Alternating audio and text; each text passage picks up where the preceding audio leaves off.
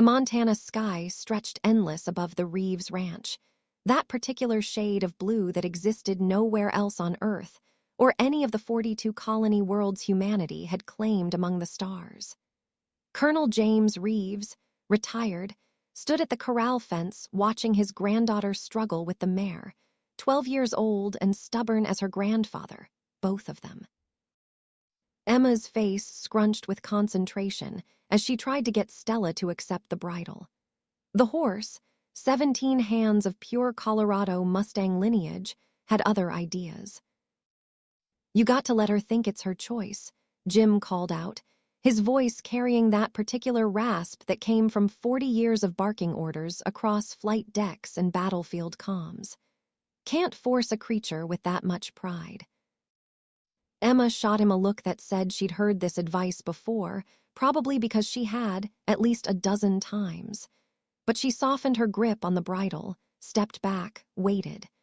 Stella's ears flicked forward. 3 heartbeats later, the mare lowered her head and accepted the bit. "See," Jim allowed himself a small smile. "Everything worth having requires patience." His daughter Kate emerged from the house, moving with that particular urgency that meant a phone call he wouldn't want to take. She had her mother's walk, that same efficient grace Sarah had carried right up until the cancer hollowed her out 5 years back. Sometimes Jim forgot his wife was gone.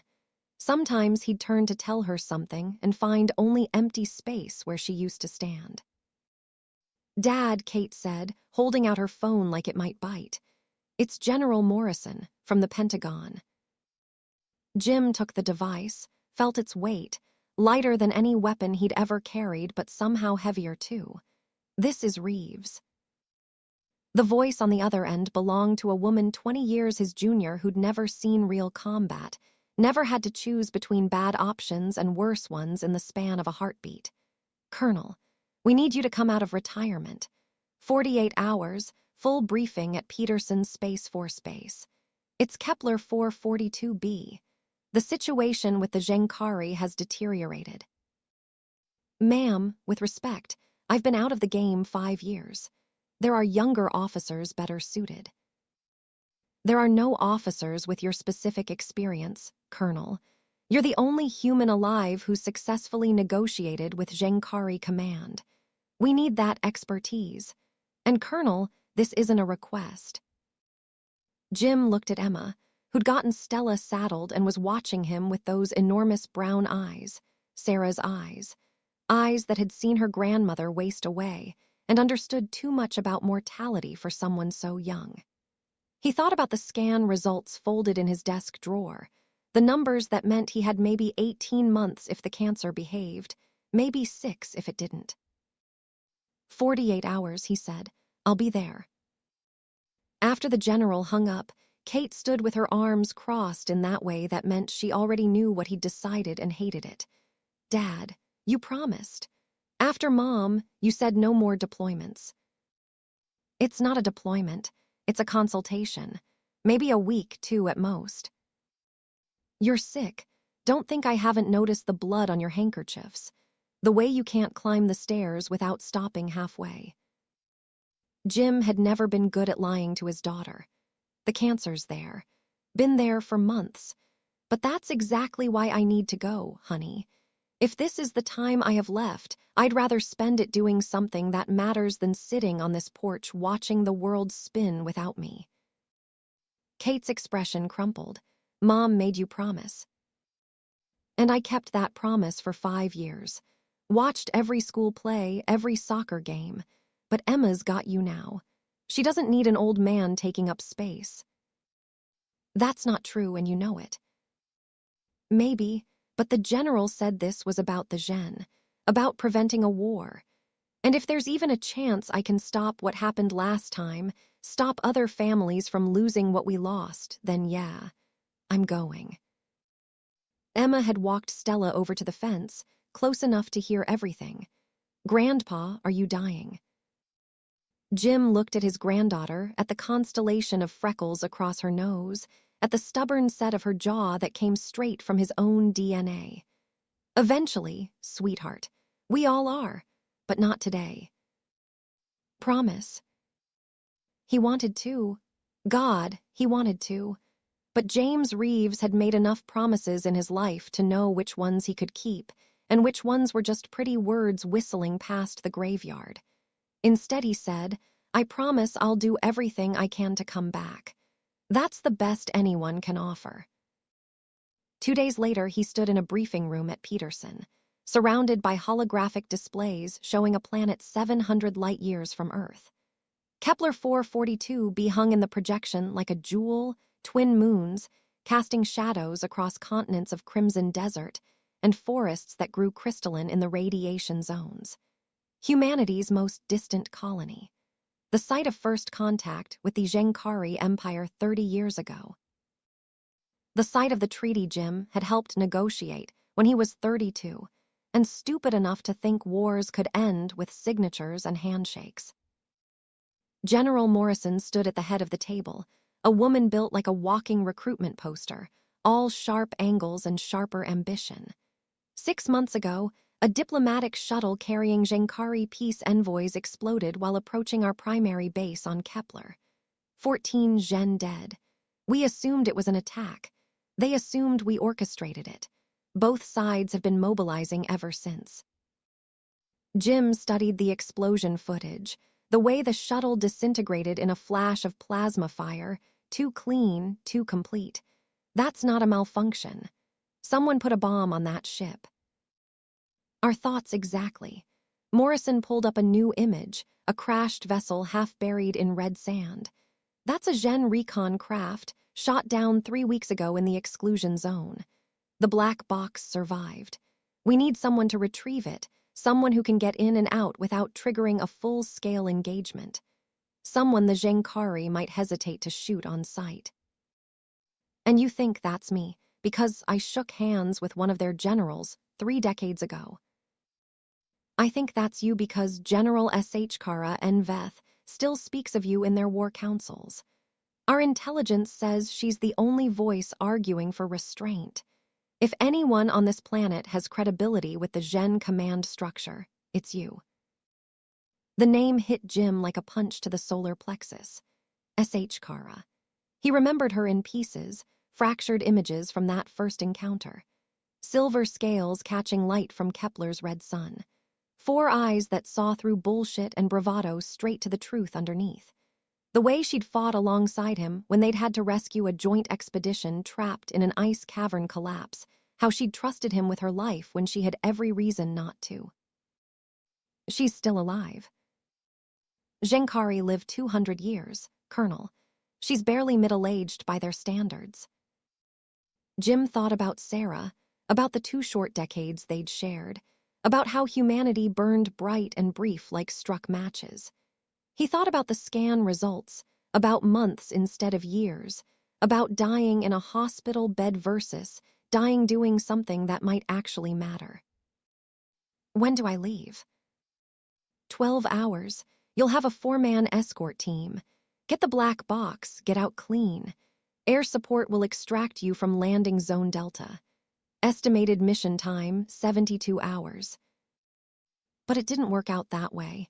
It never did. The shuttle drop went smooth. Textbook insertion. 6 personnel in tactical gear hitting Kepler's atmosphere at the kind of speed that made your teeth ache and your stomach try to climb out through your throat. Jim wrote it out with the ease of someone who'd done this 100 times before, back when his bones didn't creak and his lungs didn't rattle, and the future stretched further than the next quarterly scan. The team was young. Late 20s, early 30s, the kind of soldiers who'd been born after Jim had made captain, who'd learned their trade in conflicts he'd helped start and couldn't stop. The squad leader was a lieutenant named Marcus Chen, sharp-eyed and competent, reminded Jim of himself before the universe had taken its pound of flesh in blood and regret. The crash site's 40 clicks north, Chen said, checking his tactical display. Exclusion zone starts at 30. Radiation levels are manageable with the suits, but we're looking at limited time once we cross the threshold.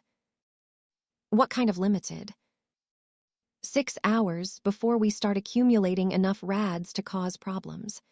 12 before it's life-threatening. Then we better move fast. They moved through terrain that looked like God had taken a hammer to Mars and decided the result wasn't quite desolate enough. Red sand stretched to horizons the color of old blood. Formations of rock jutted skyward in shapes that hurt to look at too long, like the planet itself was trying to claw its way off its own surface.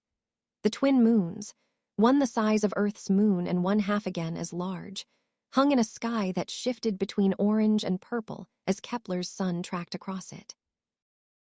Jim's breathing sounded too loud in his helmet. The suit's medical readout kept trying to tell him things he already knew: elevated heart rate, oxygen saturation dropping. The cancer in his lungs was a passenger on this trip, along for the ride, taking up space he couldn't spare. "You good, Colonel?" Chen asked over the squad channel. "Been worse." It was true. He'd been shot in the leg during the Titan campaign, taken shrapnel to the gut when his fighter got clipped by debris in the belt conflicts.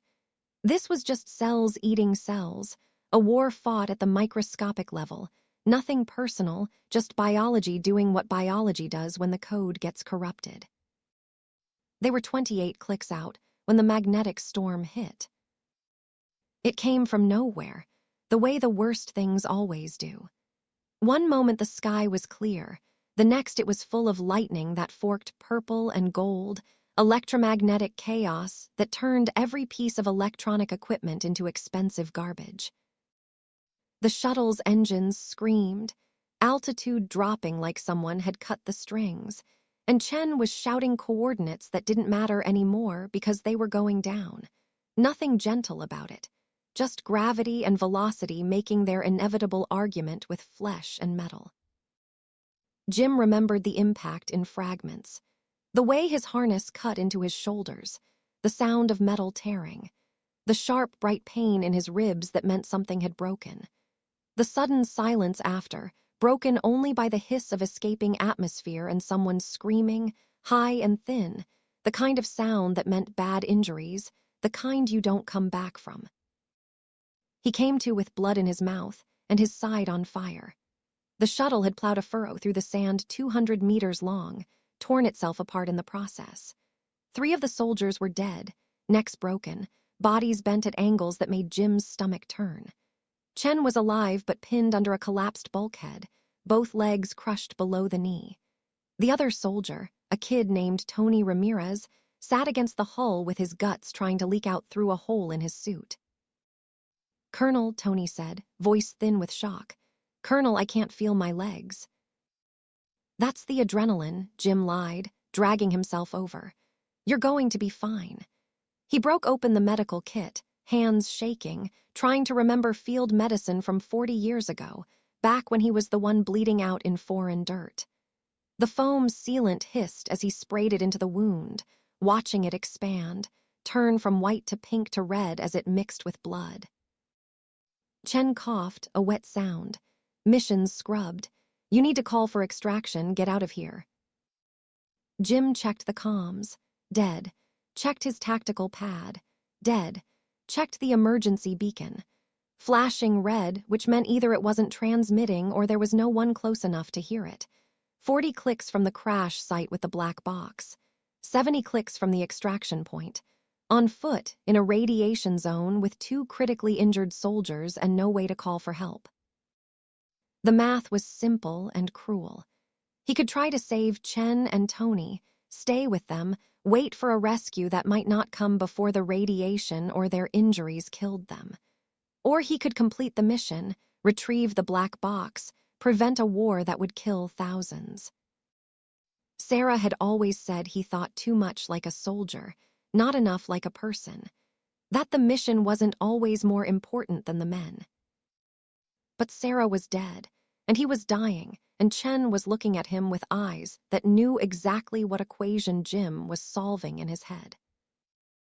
"Go," Chen said. "That's an order, sir." "You can't order me. I outrank you by about 6 pay grades." "Then I'm begging, please, don't let us die for nothing. Get the box, stop the war. Tony's got a kid back home, 3 years old. If this goes south, if we end up glassing this whole planet from orbit, that kid grows up without a father in a universe at war. You can prevent that." Jim looked at Tony, at the way the kid's eyes had started to glaze, that 1,000-yard stare that came before the end. He thought about Emma, about promises he couldn't keep, about the difference between dying for something and dying because of something. "I'll come back for you," he said. "No, you won't," Chen replied. "But that's okay, sir, just make it count." Jim took Chen's sidearm, what was left of the water, a medkit that was more empty than full. He checked the radiation counter on his suit, already climbing. The magnetic storm had pushed them deeper into the hot zone than planned. He had maybe 4 hours before the exposure became critical.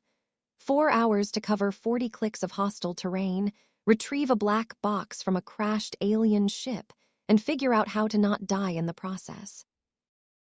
He'd had worse odds, not many, but some. The desert stretched ahead of him like something from a fever dream, all twisted stone and sand the color of rust. His ribs screamed with every breath. The medical readout in his helmet kept trying to suggest he stop, rest, seek immediate medical attention. He shut it off. The only thing worse than dying was dying while being nagged by an AI that thought it knew better. He walked, one foot in front of the other. The discipline of infantry, the only thing that mattered when everything else fell apart. You keep moving or you die in place, and dying in place meant Chen and Tony died for nothing, meant the war came and Emma grew up in a universe on fire. The sun moved across the sky, that strange orange orb that was cooler than Earth's sun, but somehow felt hotter in this thin atmosphere. The twin moons began their slow chase across the horizon. Jim's shadow stretched long and distorted, a dark companion that matched him step for painful step. He was 32 clicks in when he found the Zhenkari ship. It sat in a crater of its own making, a sleek thing designed for speed and stealth, now broken across the landscape like a child's toy thrown in a fit of rage. The hull was scored with weapons fire, massive gouges that went through armor plating that should have stopped anything short of a direct hit from a plasma cannon. Someone had wanted this ship down badly enough to use serious firepower. Jim approached carefully, sidearm drawn, knowing it was probably useless against Zhenkari armor but feeling better with the weight of it in his hand. The crash was recent, maybe days old. No bodies visible from the outside, but that didn't mean much. Zhenkari retrieved their dead when possible, considered it a sacred duty. The black box would be in the aft section, if the ship's layout matched what intelligence had shown him in the briefing. He picked his way through debris, careful not to cut his suit, knowing that in the radiation zone, a torn seal was a death sentence measured in hours instead of days. That's when he heard her. The sound came from inside the ship, metal scraping metal, the particular rhythm of someone trying to free themselves from wreckage. Jim froze, every instinct screaming at him to run, to hide, to remember that the Zhenkari were the enemy and enemies didn't take prisoners. They took target practice. But he'd made it 40 years in the military by trusting his gut more than his training, and his gut said that sound wasn't the sound of a threat. It was the sound of someone trapped, someone hurt, someone who was running out of time just like he was. He climbed through the torn hull, moving careful through spaces designed for bodies built different from his own. The Zhenkari were taller, broader, their ships designed with corridors that felt too wide and ceilings that arched higher than human architecture preferred. The emergency lighting cast everything in shades of amber and shadow. He found her in what looked like the command section, pinned under a collapsed support beam, her armor blackened and cracked, and her 4 eyes glowing faintly blue beneath a fractured helmet. She was conscious, all 4 eyes tracking him as he entered, her hand moving toward a weapon that lay just beyond her reach. Jim kicked the weapon away, kept his own sidearm trained on her center mass, trying to remember if Zhenkari had vital organs in the same places humans did, or if he was aiming at the equivalent of a kneecap. Then she spoke, and her voice was exactly as he remembered it, that strange harmonic quality that came from having two sets of vocal cords, low and high frequencies, interweaving into something that sounded like music struggling to become language. Colonel Reeves, 30 years and you still walk like you've got a rod shoved up your spine. Jim lowered the weapon, not holstering it but not pointing it at her anymore either. General Enveth, wish I could say you were looking well.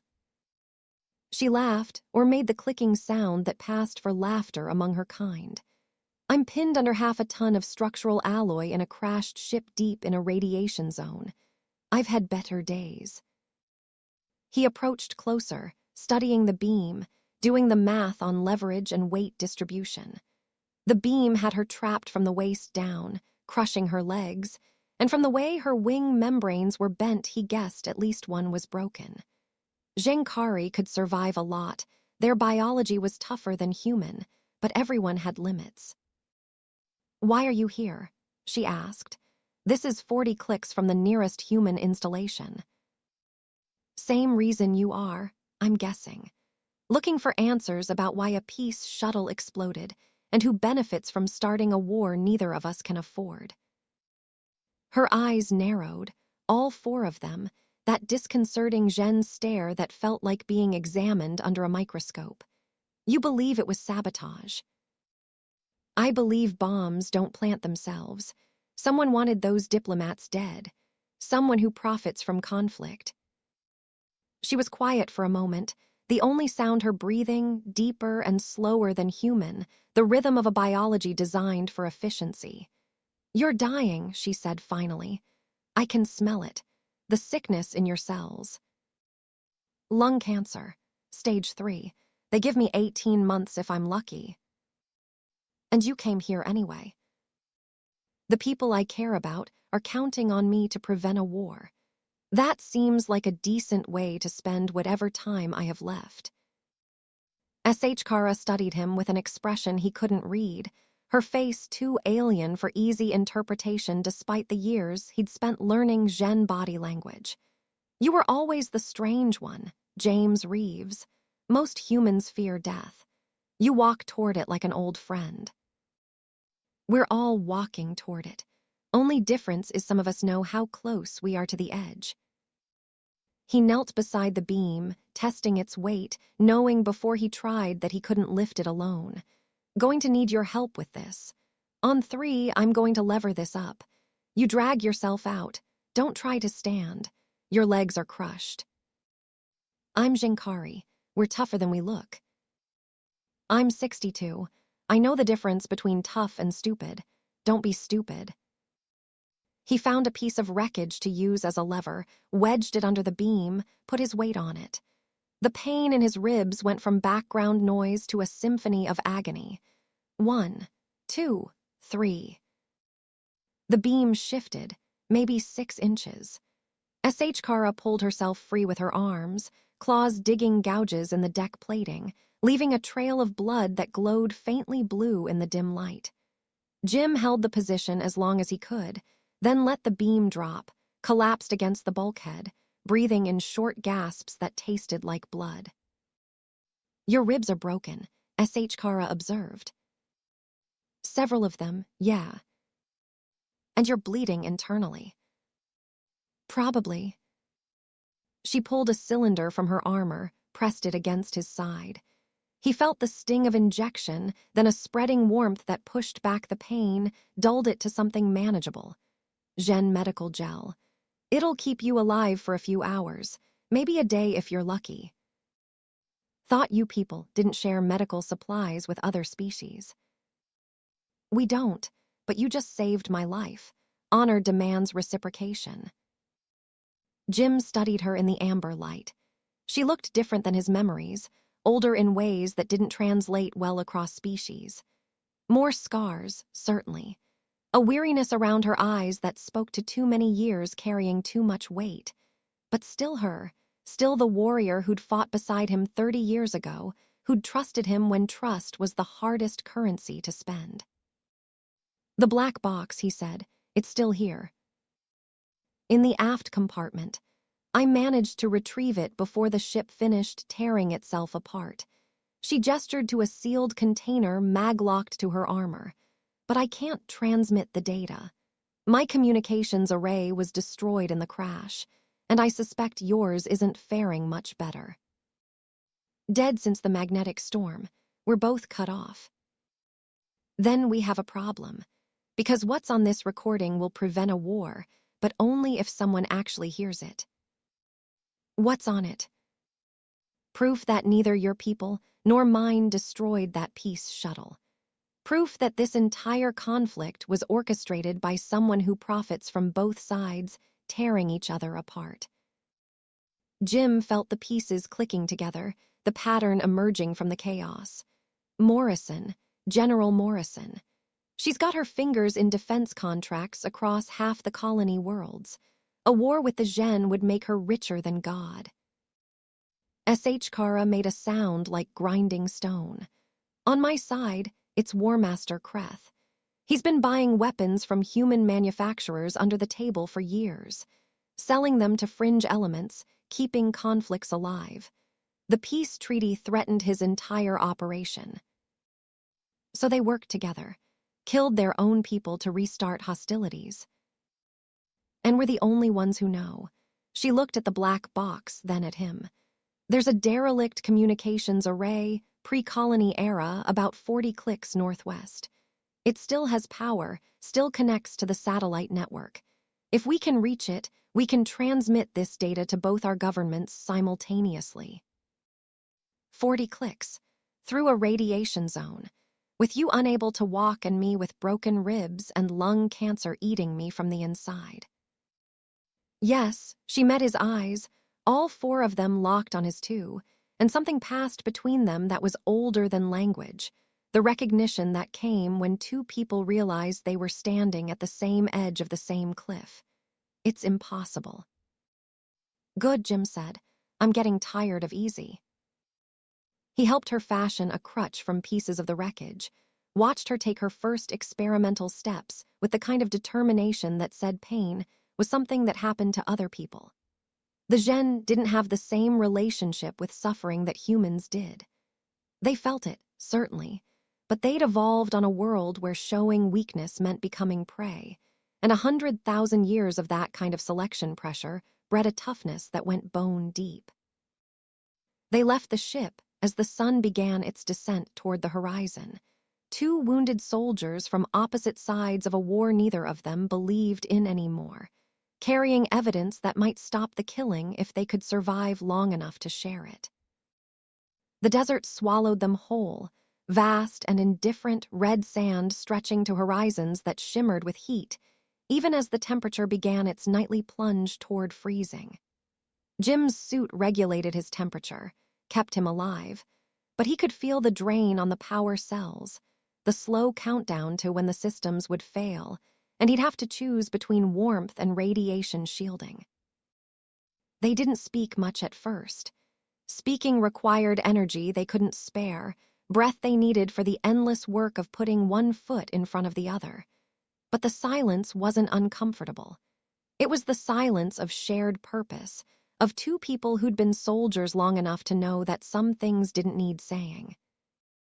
The sun disappeared behind the western mountains, and the temperature dropped 30 degrees in as many minutes. The twin moons rose, casting double shadows that stretched and twisted across the sand. Kepler's night sky was different from Earth's, the constellations all wrong, the familiar patterns of home replaced by alien configurations that reminded Jim just how far from the ranch he'd come. S.H. Kara stumbled, caught herself on the crutch, kept moving. Her breathing had gone ragged, the deep rhythm disrupted by pain. Jim wanted to suggest they rest, but knew it was pointless. Rest meant dying slower, and neither of them had signed up for slow. The temperature hit -40 and Jim started shaking, the suit's heating systems struggling against the cold. He felt S.H. Kara watching him, felt her calculating the same equation he was, the one where they both died of exposure before morning, unless something changed. "We need to stop," she said. "Find shelter." "There is no shelter. It's desert in every direction." "Then we make shelter." She moved toward a formation of rocks that offered at least a windbreak, lowered herself carefully to the ground. Jim joined her, his whole body a catalogue of pain, ribs grinding, lungs burning, the cancer a constant companion whispering reminders of mortality. S.H. Kara reached for her armor plating, started unfastening the sections that covered her torso. Jim looked away, giving her privacy, but she made that clicking laugh sound again. "We're past modesty, human, and you're about to freeze to death." She pulled him close, wrapped her arms around him, and suddenly he understood. Zhenkari were cold-blooded in the technical sense. They didn't generate their own heat the way mammals did, but their baseline temperature was 15 degrees higher than human normal. Her scales against his suit felt like standing near a fire. "This is," Jim started, then stopped, because what was it? Survival. Practicality. Two old soldiers doing whatever it took to see another dawn. "Necessary," S.H. Kara finished. "Your species burns so hot and dies so fast, like stars that can't help but consume themselves." She was quiet for a moment. "I lost my mate and my son to your kind. 20 years ago. I hated humans for a decade after that. Wanted nothing more than to see your colonies burn." "But you didn't." "No, because I killed enough of you to learn that you bleed the same color we do. That you die calling for the same gods, the same families. That hate is just another way of being blind." Jim felt her heartbeat through his back, slower than human, strong and steady. What changed? Time, age, understanding that revenge is just anger wearing a fancy name. Her grip tightened slightly. "My granddaughter. She looks at me like I'm something more than a killer. And I want to be that thing she sees, even if I don't know how." They sat in silence as the temperature continued to fall, as the stars wheeled overhead in patterns that would never be home. Jim thought about Sarah, about the way she'd held him on the nights when the nightmares got too loud, when the weight of command and the memories of soldiers he'd sent to die became too heavy to carry alone. The way she'd understood that some wounds went deeper than flesh, that some scars were written in the space between heartbeats. "Why did you really come?" S.H. Kara asked, the truth this time. "Because I'm dying, and I want it to mean something. Because my granddaughter will grow up in whatever universe we leave her, and I want it to be better than the one I lived in. Because 30 years ago, I met a Zhenkari general who fought with honor, and I never forgot that maybe, just maybe, we're not as different as we pretend to be." She was quiet so long he thought maybe she'd fallen asleep. Then, soft enough he almost missed it, "You're still the strange one, James Reeves." The night stretched on, cold and vast and indifferent to the small drama of two old warriors trying not to freeze to death in a desert 700 light years from anything either of them had ever called home. Jim felt sleep pulling at him, knew it was dangerous, knew that in these temperatures sleep could slide into hypothermia, could slide into death without ever waking. But he was so tired, tired of fighting, tired of carrying the weight, tired of being strong when strength felt like just another word for refusing to admit you were broken. He felt S.H. Kara's breathing slow, settle into the rhythm of sleep. Felt her warmth against his back, the rise and fall of her chest, the steady proof that something else in this universe was still alive, still fighting. "Stay with me," she murmured, not quite awake, the words carrying harmonics of fear. "Don't fade yet. Not yet." Jim wanted to promise, wanted to say he'd see her through to morning and beyond. But he'd learned long ago that some promises were just lies dressed up in hope, and he respected her too much for that. Instead he said, "I'm here. Right now, that's all I can offer." "It will have to be enough." The cold deepened. The stars turned. The twin moons tracked their ancient paths across the alien sky. And two old soldiers, enemies by declaration and allies by necessity, held each other against the dark and the cold and the certainty of their own mortality. Morning would come or it wouldn't. The mission would succeed or it would fail. The war would be prevented or it would consume everything they'd tried to protect. But for now, in this moment, in this small pocket of warmth carved from an indifferent universe, they had each other. And sometimes, on the nights when death felt close enough to touch, that was all the victory anyone could ask for. The sun rose bloody and red, painting the desert in shades of rust and copper. Jim woke to pain that had graduated from symphony to full orchestra, every part of his body filing formal complaints with headquarters. SH Kara was already awake, already moving, checking their supplies with the efficiency of someone who'd done this too many times to count. "We have water for 1 day," she said. "Medical supplies for maybe 2 if we ration, and the radiation exposure is climbing. The suits are only rated for 12 hours in zones this hot. We've been here for 8. Then we better move fast." They helped each other stand, 2 people held together by stubbornness and medical gel, and the kind of desperate determination that came from knowing the alternative was lying down and dying. Jim's ribs felt like they were trying to saw their way out of his chest. SH Kara's legs weren't supporting her weight properly, the crushed tissue and bone held together by nothing but will and Zhen biology. "Tell me about your granddaughter," SH Kara said as they started walking. "The talking will keep us focused." "Emma, she's 12, stubborn as a mule, wants to be a pilot like her old grandpa." "And you encourage this?" "Hell no, I tell her to be anything else. Engineer, doctor, teacher. Anything that doesn't involve getting shot at for a living." "But she doesn't listen." "She's my granddaughter. Of course she doesn't listen." SH Kara made that clicking sound again. "My Rieva is 15, by your reckoning. She wants to be a diplomat. Says her grandmother has seen enough war for 3 lifetimes. Says it's time someone in the family tried talking instead of shooting." Smart girl. Too smart. She hacked the military networks last year, exposed corruption in the supply chains.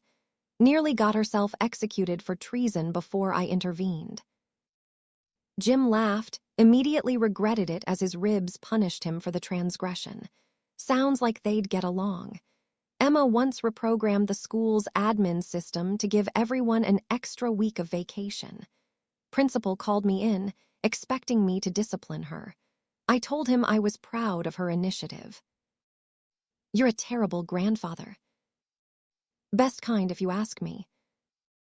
They walked through a landscape that looked like the bones of dead giants, rock formations that towered overhead in impossible configurations, arches and pillars that seemed to defy gravity and basic structural integrity. The sand between the stones was littered with fragments of crystal, pieces of the forest that had once grown here before the radiation transformed it into something beautiful and deadly. Jim's radiation counter was climbing into the yellow zone, the suit's AI offering helpful suggestions about immediate evacuation and medical attention. He shut off the audio warnings. Dying to radiation poisoning was just another item on a list that already included cancer, internal bleeding, and good old-fashioned exposure. What was one more thing? SH Kara's breathing had gone harsh and shallow. Zhenkari didn't show pain the way humans did, didn't have the facial expressions for it, but he could read it in the set of her shoulders, the way she favored her right side, the minute hesitations before each step. "We could rest," he offered. "Resting is dying slower. Keep moving." They crested a ridge, and the communications array came into view, a skeletal tower rising from the desert floor like a monument to humanity's brief presence on this world. Pre-colony construction, built during the initial survey missions, abandoned when they'd established the main base 60 clicks south. It should still have power, should still connect to the satellite network. Should being the operative word. They were halfway down the ridge when Jim heard the sound. The high whine of turbines, the particular frequency that meant aircraft, fast movers, not commercial traffic. He looked up and his heart sank. 3 ships, Genkari design, military configuration, and they were headed straight for the communications tower. "They found you," Jim said. S.H. Kara watched the ships approach with the expression of someone who just lost a bet with the universe. War Master Kreth. He must have been monitoring for activity near the array. He knows if we transmit that data, his entire operation collapses. How long until they land? Minutes, maybe less. Then we run. They ran. Ran was maybe too generous a word for what they managed. Something between a stagger and a controlled fall, gravity and desperation propelling them down the slope toward the tower. Jim's vision narrowed, tunneled, the world reduced to the next step, and the step after that, the tower growing larger with each painful meter. The ships landed in a triangle formation around the array's base, ramps dropping, soldiers pouring out. Genkari warriors in full combat armor, weapons that could tear through reinforced steel, training that turned them into killing machines that made human special forces look like weekend militia. And leading them, a Zhen who wore the armor of a war master, scales the color of old blood, eyes that held the particular cruelty of someone who discovered that power tasted sweeter than honor. "General Enveth," Kreth called out, his voice carrying across the desert. "You've led us on quite the chase. I must admit I'm impressed, but it ends here." S.H. Kara stepped forward, putting herself between Jim and the soldiers. "Stand down, War Master. This isn't a lawful order." "Lawful?" Kreth laughed. "You speak of law while consorting with the enemy, while stealing military property, while betraying everything our empire stands for. I'm preventing a war that will kill thousands. That's hardly betrayal. You're preventing profit. Mine, General Morrison's, the entire military-industrial complex that depends on conflict to survive." He gestured to his soldiers. "Take her. Kill the human." Jim drew his sidearm, knowing it was futile, knowing that human projectile weapons barely scratched Genkari armor. But if he was going to die, he'd die on his feet, weapon in hand, same as he'd lived. Then another voice cut through the tension, human this time, coming from behind the ridge. "I wouldn't do that if I were you." Jim turned and his world tilted sideways. Because coming down the slope, leading a squad of human soldiers, was General Morrison herself, and she was smiling. "Colonel Reeves," Morrison said, "I'm disappointed.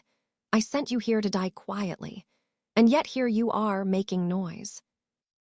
You sent me here to cover up your involvement in mass murder." Such harsh words. I prefer to think of it as strategic resource management. Wars are good for business, Colonel. Good for the economy. Good for my stock portfolio. And you and General Enveth were about to ruin a perfectly profitable arrangement. Kreth moved to stand beside Morrison, the two of them presenting a united front. 2 militaries, 2 species, bound together by nothing more noble than greed. "The black box," Morrison said. "Hand it over and I'll make your deaths quick. Painless. A mercy you don't deserve, but I'm feeling generous." Jim looked at S.H. Kara, saw in her eyes the same calculation he was making. They were outnumbered 20-1, outgunned, wounded, dying. Every rational analysis said give up, hand over the evidence, buy themselves a few more hours of life. But rationality had never been Jim's strong suit, and S.H. Kara hadn't survived 100 battles by choosing the safe option. He thought about Emma, about Rieva, about all the children who'd grow up in a universe poisoned by the greed of people who'd never see a battlefield, never bleed, never understand what they were throwing away. He thought about Sarah, about the promise he'd made to find one more reason to smile. And he thought about the woman beside him, scales catching the morning light, standing tall despite the pain, choosing to fight because fighting was the only thing left that meant anything. "No," Jim said, "I don't think so." Morrison sighed. "Then you die here, both of you." The soldiers raised their weapons. Zhen and human, united in purpose if nothing else. This was it, the end of the road. The last page of a story that had run longer than Jim had any right to expect. He reached out, found S.H. Kara's hand, scaled and clawed and alien, and somehow perfectly right in his own. Felt her squeeze back, that gesture of connection that transcended species and language, and all the manufactured reasons they were supposed to be enemies. "If we're going down," Jim said, "we're going down together." S.H. Kara made that clicking laugh one more time. "You're still the strange one, James Reeves." The weapons charged. The moment stretched. And somewhere overhead, the twin moons continued their eternal dance, indifferent to the small drama playing out in the dust far below. But the shots never came. Because descending from the sky, fast enough to kick up hurricanes of dust, was a ship Jim recognized. Human design, military configuration, and broadcasting on all frequencies a message that made Morrison's face go white. "This is Captain Kate Reeves of the Terran Defense Force. I'm broadcasting on behalf of Admiral Chen and Queen S.H. Vara of the Zhenkari Empire. All forces stand down immediately. War Master Kreth and General Morrison, you're both under arrest for conspiracy to commit genocide, war crimes, and treason against your respective governments." The ship landed and the ramp dropped, and out stepped Jim's daughter, flanked by soldiers from both militaries, humans and Zhen working together. Weapons trained not on each other but on the real enemies, the ones who'd profited from their conflict. And beside Kate, wearing civilian clothes, but moving with the confidence of someone who knew exactly how dangerous she was, a young Zhen female with scales that matched S.H. Kara's, eyes that held the same fierce intelligence. "Hello, grandmother," Rieva said. "I believe you and Colonel Reeves have something that belongs to both our governments." Jim looked at Kate, at the daughter who'd somehow tracked him across 700 light years, who'd brought the cavalry, who'd saved the day while he was busy making last stands. "How?" "Emma put a tracker in your jacket," Kate said. "Said if you were going to go be a hero, someone should make sure you came home. We followed the signal, found your crash site, found Sergeant Chen before he died. He told us everything. And Rieva here, she's one hell of a hacker. Between the two of them, they cracked your conspiracy wide open." S.H. Kara looked at her granddaughter with something that might have been pride on a human face, might have been something else entirely on Zhen features, but carried the unmistakable warmth of family recognizing family. "You violated a dozen security protocols." "Yes, grandmother." "You could have been killed." "Also yes." "You're grounded for a year." Rieva smiled, showing teeth that were designed for tearing. "Worth it." The soldiers moved to arrest Morrison and Kreth. Both went quietly, the fight gone out of them, the realization settling in that the game was over, the board cleared, their carefully constructed house of lies collapsed into rubble. Jim swayed on his feet, the adrenaline draining away, leaving only the pain and the exhaustion and the cancer and the radiation poisoning and the approximately 7 different ways his body was trying to shut down. Kate caught him before he fell. "Dad, we need to get you to medical." "The black box. Make sure it gets to both governments. Make sure everyone knows what they tried to do." "Already done. Rieva transmitted it 30 seconds after we landed. It's everywhere. You can rest now." He looked at S.H. Kara, at this warrior who'd become an ally who'd become something else, something he didn't have words for in any human language. She met his eyes and nodded, just once, the acknowledgement passing between them that they'd done it, they'd succeeded, they'd prevented the war. "Your granddaughter is terrifying," Jim said. "Yes," S.H. Kara replied. "I couldn't be prouder."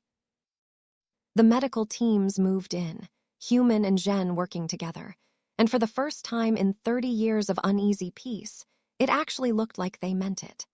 Like maybe the cooperation wasn't just political theater, wasn't just words on a treaty, but something real and earned and worth fighting for.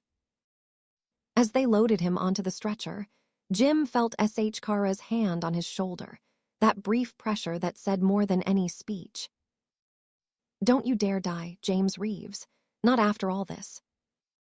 "Trying my best, General." She leaned close, those 4 eyes holding his too.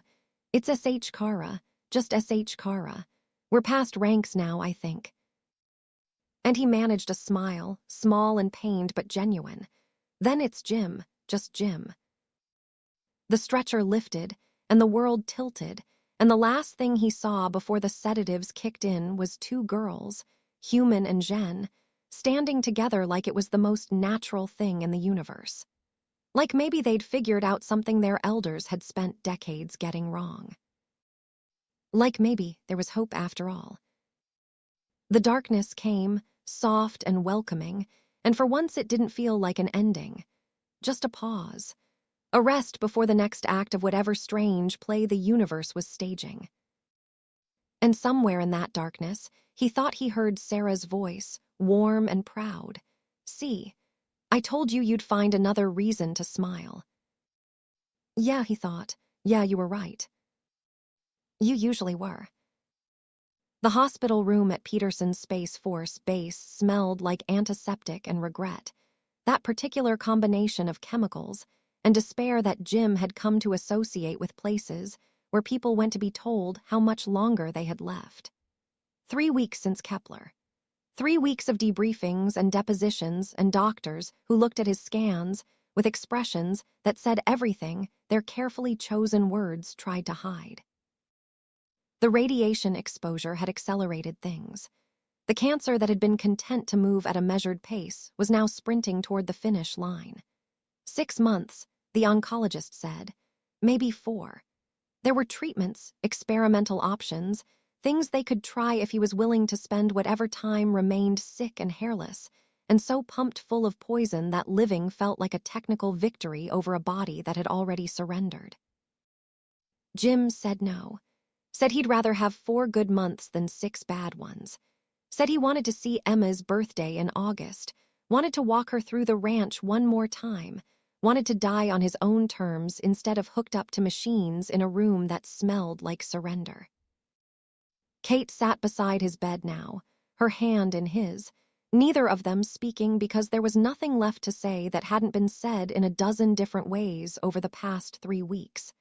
The silence between them was comfortable, familiar, the kind that came from years of shared history and shared loss. "The court-martial wrapped up yesterday," she said finally. "Morrison and Kreth both got life sentences. Separate facilities, different planets. They'll never see daylight again." Good. The Zhen Empire formally apologized. Queen Shvara herself. It was all over the feeds. She called you a hero. "I'm not a hero. I'm just a stubborn old man who got lucky." Kate smiled, that small, sad expression that reminded him so much of Sarah it hurt. "Mom used to say the same thing, that you were too stubborn to know when to quit." "Your mother was a smart woman. She also said it was one of the things she loved most about you." The door opened and a nurse stepped in, but it wasn't one of the regular staff. Jim recognized the bearing, the way she moved, the particular alertness that came from military training. She was young, maybe 30, with the kind of face that belonged on recruitment posters. "Colonel Reeves," she nodded to Kate. "Ma'am, I have a message from General Enveth. She's requesting permission to visit." Jim felt something shift in his chest, not quite hope, but something adjacent to it. "She's still on Earth." She's been at the Zhen Embassy in Denver for the past 3 weeks, working on the new peace accords. But she's asked about you every day, sir. The nurse hesitated. She wanted me to tell you that if you'd rather not see her, she understands. That she doesn't want to impose on your recovery. Recovery? As if what was happening to his body could be reversed by rest and good intentions. Jim looked at Kate, saw something in her expression he couldn't quite read. You should see her, Dad. Why? Because she traveled 700 light years and has been waiting 3 weeks for you to wake up enough to have a conversation. Because I've met her twice now, and she looks at you the way Mom used to. Because you're dying and you should spend whatever time you have left with people who matter. Jim wanted to argue, wanted to say that S.H. Kara was a general from a foreign power, that whatever they'd shared on Kepler was just survival instinct and proximity, that people didn't fall in love in their 60s while dying of cancer in a desert 700 light years from home. But Kate was looking at him with Sarah's eyes, and he'd never been able to lie to those eyes, not in 40 years of marriage and not in 5 years of widowerhood. Tell her she can visit. The nurse left and Kate stood, gathering her things. I'm going to give you two some privacy. She leaned down, kissed his forehead. Be honest with her, Dad. You've spent 40 years being the strong one. Maybe it's time to let someone else carry some of that weight. After she left, Jim lay in the dimness of the hospital room, listening to the machines that monitored his slow decline, thinking about the last time he'd seen S.H. Kara. 3 weeks ago, both of them being loaded onto separate medical transports, her heading to the Zhen diplomatic vessel, him heading to the human evacuation ship. She'd looked at him across the landing pad, those 4 eyes holding more emotion than any human expression he'd ever seen. And he'd wanted to say something, anything, but the sedatives had pulled him under before he could find the words. Now she was here, on Earth, in Denver, and he had no idea what to say to her. The door opened again 20 minutes later and S.H. Kara stepped through, and Jim's breath caught in his throat because she wasn't wearing armor or diplomatic robes or any of the formal trappings he associated with her. She was wearing something simple, civilian clothes adapted for Zhen physiology, her scales catching the fluorescent light in shades of silver and pearl. She looked smaller without the armor, more vulnerable, and somehow that made her more real. James, she said, and the way she said his name, the harmonics of it, made something in his chest tighten. S.H. Kara. He tried to sit up, winced as his ribs reminded him they were still knitting together. Don't suppose you brought any of that medical gel. She moved to his bedside, her movements careful, deliberate. I brought something better. She reached into a pouch at her side, pulled out a small container. This is from the royal physicians. It won't cure the cancer, but it will ease the pain. Give you time without the fog of human narcotics. He took the container, felt the weight of it, the implications. This is expensive, probably illegal to share with humans. Probably. She sat in the chair Kate had vacated, her tail curling around the legs in that way Zhen did when they were trying to get comfortable in furniture designed for tailless species. But I've discovered I care very little about regulations when it comes to keeping certain humans alive as long as possible. The silence stretched between them, not uncomfortable but weighted with things neither knew how to say. Jim studied her face, trying to read the alien features, the 4 eyes that could convey so much or so little depending on context. Your granddaughter is remarkable, he said finally. Rieva. Kate told me she's the one who cracked the conspiracy wide open. S.H. Kara's expression softened in a way he'd learned to recognize as pride. She hacked 17 different military databases, cross-referenced communications between Morrison and Kreth going back 5 years, and compiled the evidence in a format that both our governments couldn't ignore. She's been offered positions in intelligence, in military strategy. She turned them all down. What does she want to do? Diplomacy. She says her grandmother has spent enough decades solving problems with weapons. Someone in our family should try solving them with words. Sounds like Emma. That girl's got more sense at 12 than I had at 30. They sat in companionable quiet, watching each other in the way that people do when they're trying to memorize a face, to burn it into memory against the certainty that time is limited and moments are finite. Jim thought about the desert, about the night they'd held each other against the cold, about the way her heartbeat had sounded through his back, alien and strange and somehow perfectly right. Why are you here, S.H. Kara? Not just this room. Earth. You could have gone back to your empire, taken credit for preventing the war, enjoyed whatever peace you've earned.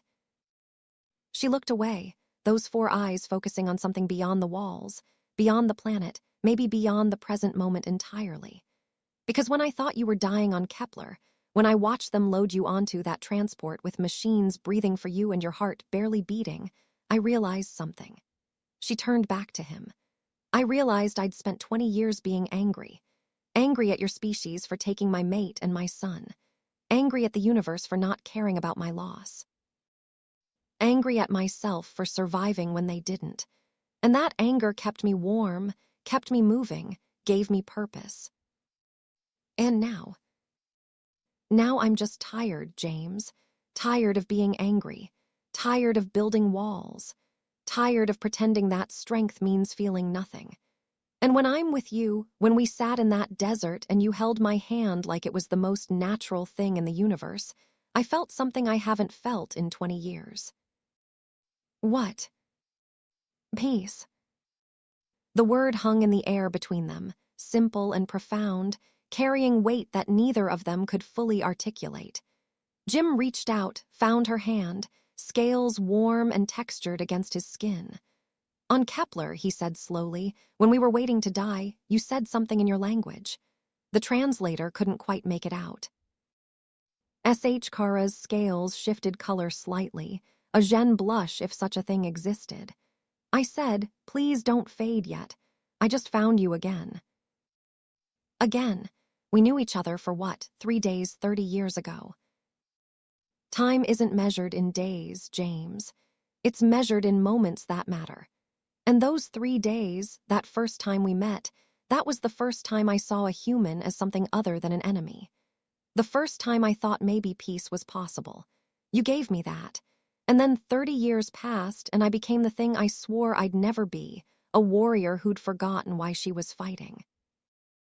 And Kepler reminded you. Kepler gave me back something I'd lost. Hope, purpose, the understanding that it's never too late to choose differently. She squeezed his hand gently.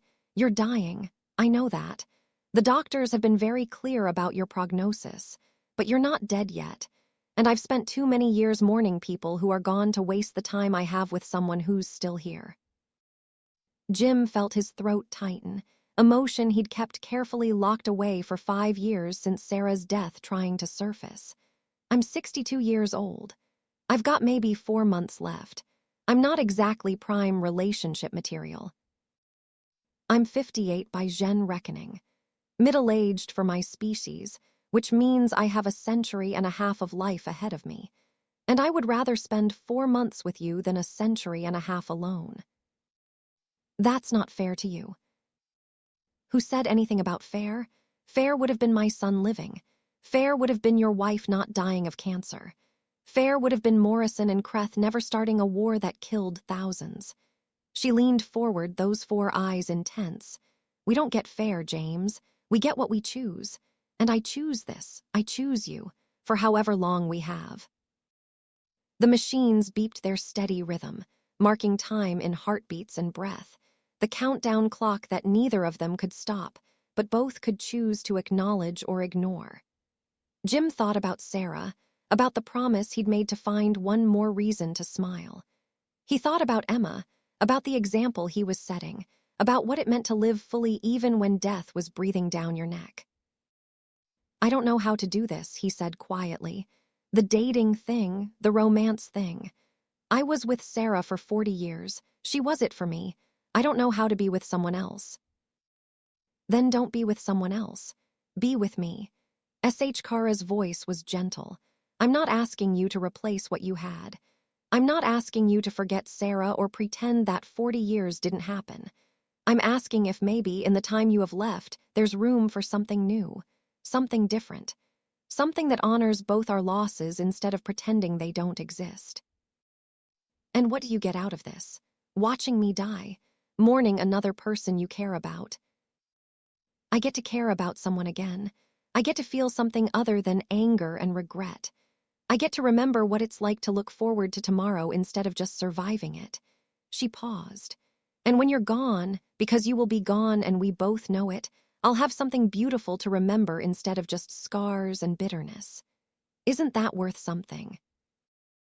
Jim looked at this alien warrior, this woman who'd lost as much as he had, who'd survived as long as he had, who was offering him something he hadn't thought to want until she'd said it out loud. He thought about the ranch, about the mountains, about showing her the places that had shaped him, sharing the time he had left with someone who understood the weight of mortality and chose to embrace it anyway. Okay, he said. Okay, let's do this, whatever this is. S.H. Kara's expression shifted into something that might have been a smile on a human face, something warm and genuine and achingly vulnerable. Whatever this is indeed.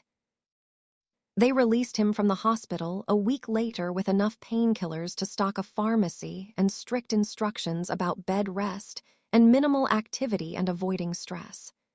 Jim ignored most of it. He had 4 months, maybe less, and he'd be damned if he spent them in bed waiting for the end. Kate drove him back to the ranch, S.H. Kara following in a rental vehicle that looked comically small compared to her frame. The Zhen didn't do compact cars well, their tails and wing structures requiring modifications that human automotive design hadn't quite figured out yet. Emma was waiting on the porch when they arrived, bouncing on her toes with barely contained excitement. She'd grown in the 3 weeks he'd been gone, or maybe it was just that he was seeing her with the clarity that came from knowing he wouldn't see her grow much more. 13 in 2 months. Teenager. Young woman, the future he wouldn't be around to see. Grandpa. She launched herself at him with the confidence of someone who didn't understand fragility, and he caught her despite the way his ribs screamed in protest. Held her close and breathed in the smell of her shampoo, and the horse she'd been riding, and the particular scent of youth that smelled like possibility. Missed you too, sweetheart. She pulled back, looked past him to where S.H. Kara was emerging from the rental car, all 7 feet of her unfolding in stages that seemed to defy physics. Emma's eyes went wide. Is that her? The alien general, the one who saved you? Jim glanced back at S.H. Kara, saw her freeze, suddenly uncertain in a way he'd never seen her on a battlefield. That's her. Her name's S.H. Kara. And yeah, she saved me, couple times over.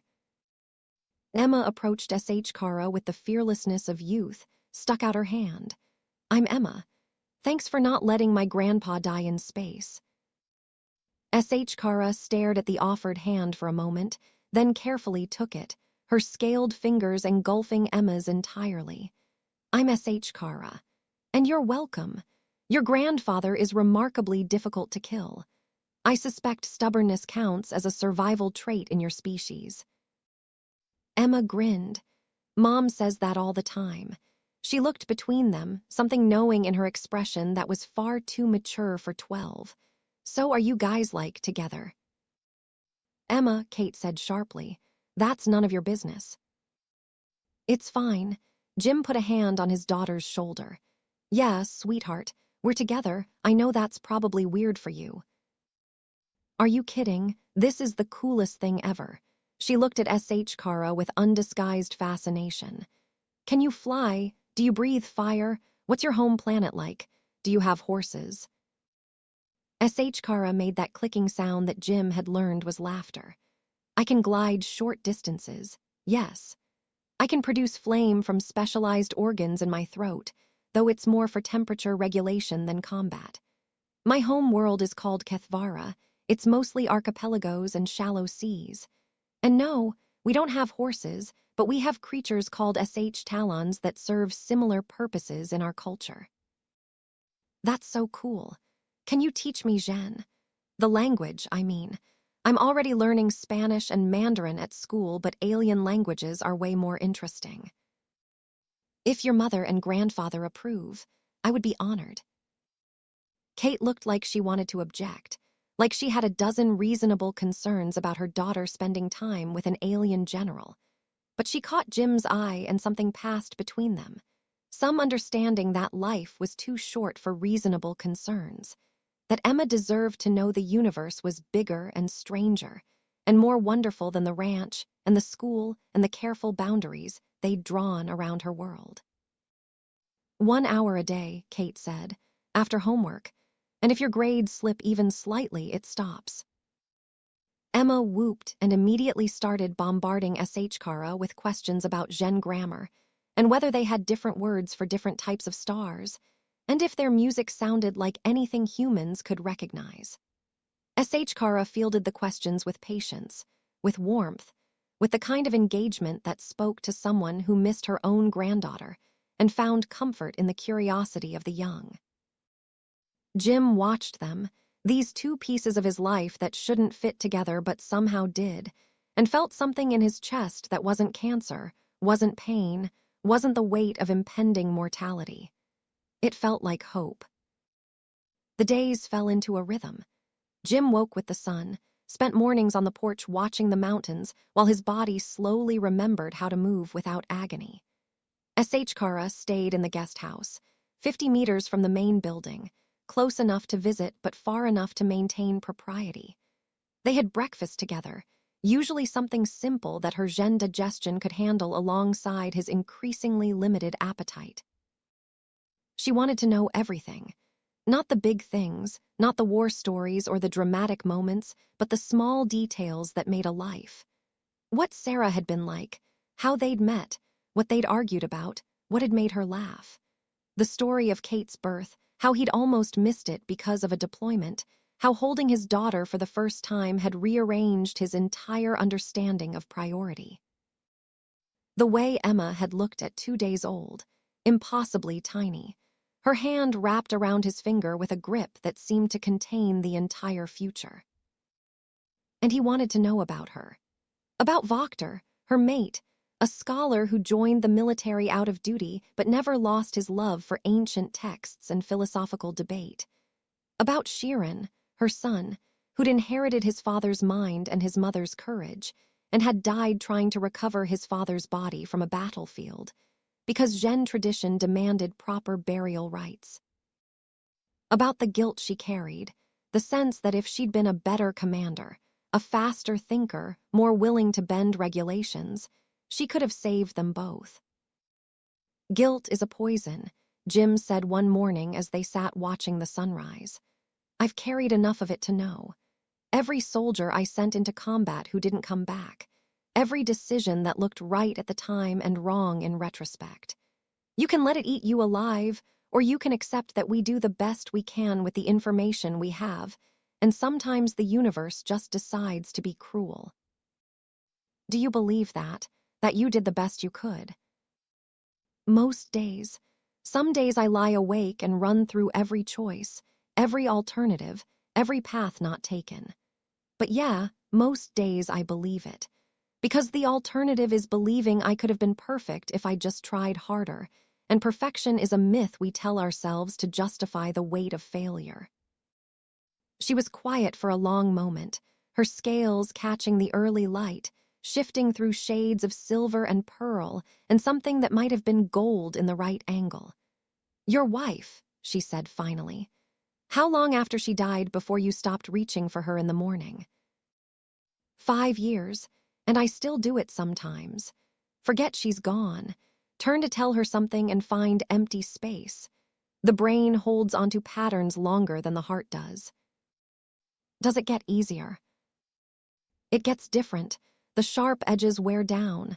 The pain becomes something you carry instead of something that carries you. But easier? He shook his head. I don't think loss gets easier. We just get stronger at bearing it. Kate watched them with an expression Jim couldn't quite read, something between concern and approval, worry and relief. One evening after Emma had gone to bed and S.H. Kara had retired to the guest house, she sat with him on the porch with 2 beers that he wasn't supposed to drink, but did anyway because rules about healthy living felt absurd when you were already dying. "She's good for you," Kate said without preamble. "You think?" "I think you've smiled more in the past 2 weeks than you did in the 5 years after Mom died. I think you're eating better, sleeping better, actually taking your medication instead of pretending to." She took a long pull from her beer. "I think Mom would approve." "You sure about that?" "Pretty sure she didn't factor in me taking up with an alien general in her deathbed wishes." Kate laughed. "Mom wanted you to be happy. She didn't put species restrictions on it. She studied him in the porch light.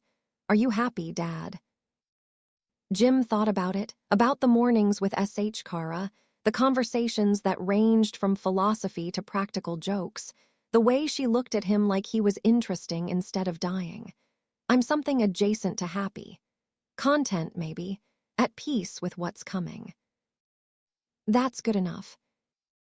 Yeah, it is." They sat in comfortable silence, father and daughter, watching the stars emerge one by one over the Montana sky. Somewhere out there was Kepler 442b, 700 light-years distant, the place where everything had changed. Somewhere out there was the wreckage of ships and the graves of soldiers and the evidence of human and Zhen capacity for both cruelty and grace. Emma started her language lessons with S.H. Kara the next week, an hour every afternoon in the guest house. Jim would watch them sometimes through the window, his granddaughter hunched over a tablet displaying Zhen's script, S.H. Kara's patient corrections, the way they laughed when Emma's human vocal cords couldn't quite make the harmonic sounds that came naturally to dual-throated Zhen. One afternoon, S.H. Kara taught Emma the Zhen gesture for affection, a particular angle of the head combined with a soft clicking sound. Emma practiced it over and over, determined to get it right, and when she finally managed it, S.H. Kara's expression transformed into something so tender it made Jim's throat tight. Later that evening, after Emma had gone to bed, Jim and S.H. Kara walked the fence line of the northern pasture, moving slow in deference to his declining stamina and her legs that still ached from injuries that hadn't fully healed. The stars were infinite overhead, Earth's moon a pale ghost compared to Kepler's twin crescents. "She reminds me of Rieva," S.H. Kara said quietly. "That same hunger for knowledge. That certainty that the universe makes sense if you just ask the right questions." "You miss her." "Every day, but we speak through quantum comm twice a week. She tells me about her work with the Peace Commission, how the younger generation, both our species, they're building something new, something that doesn't carry the weight of our old hatreds." "That's good. That's what it should be." S.H. Kara stopped walking, turned to face him in the starlight. "James, I need to tell you something." The seriousness in her tone made his chest tighten. "What's wrong?" "Nothing's wrong, but I've been offered a permanent posting, ambassador to Earth. It would mean staying here, working on the peace accords, serving as liaison between our governments. It's a 5-year appointment, renewable indefinitely." Jim understood what she wasn't saying, the math she was doing in her head. 5 years was longer than he had. Longer than he'd have even if the cancer went into some miracle remission. The appointment would extend beyond his lifetime, would mean she'd chosen to stay on Earth for reasons that had nothing to do with him. "That's a good opportunity. You should take it." "I only want it if you want me to stay." He looked at her, at this warrior who'd survived a century and a half of life, who could return to her empire and live another century and a half in comfort and respect, who was instead offering to spend the next 5 years watching him decline and die and leave her alone again. It felt selfish to say yes, felt cruel to tie her to a future that was going to hurt. But it also felt honest. true in a way that transcended species and life expectancy, and the reasonable calculations that said letting her go was kinder. "I want you to stay," he said, "for however long you want to be here. I can't promise you anything except that I'll probably be dead inside a year, and you'll have given up your life for 4 seasons with a dying human." "You keep saying that like it's a warning I haven't already internalized." She reached out, took his hand in hers. "I'm not staying for the promise of forever, James. I'm staying for the reality of now. For mornings on your porch and afternoons teaching your granddaughter my language and evenings walking fence lines under alien stars. I'm staying because when I'm with you I remember what it feels like to be more than just a soldier."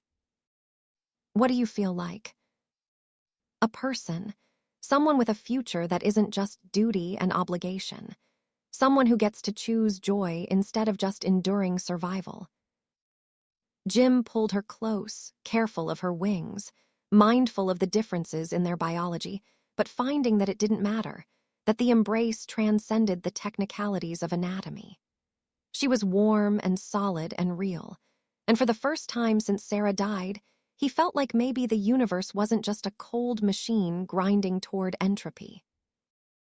They stood like that for a long time, 2 old soldiers who'd found each other at the end of all things, holding on against the darkness and the cold, and the certainty that time was running out faster than either wanted to acknowledge. 3 months. That's what the doctors said when they did the next scan.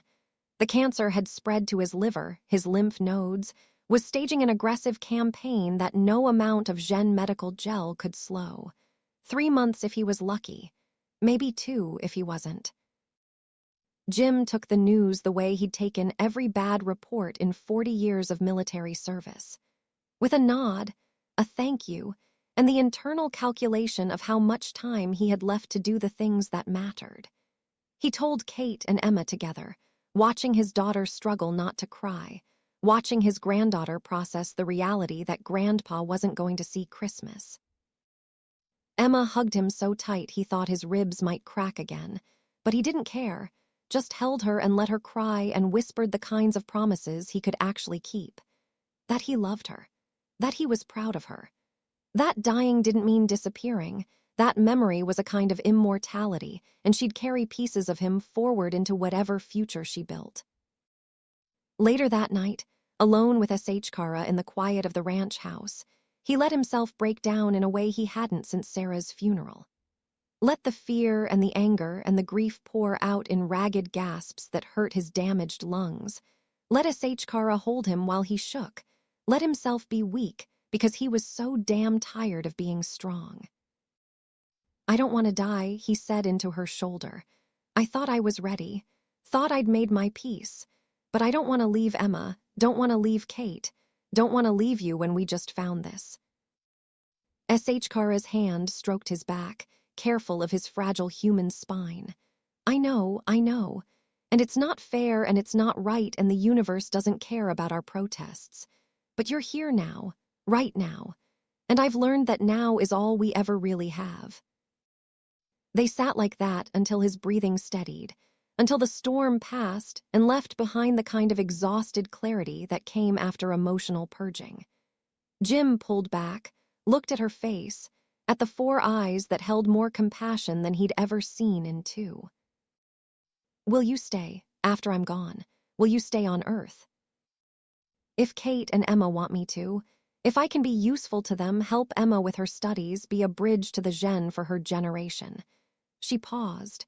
"And because you'll be buried here, on this ranch, and I'd like to visit sometimes.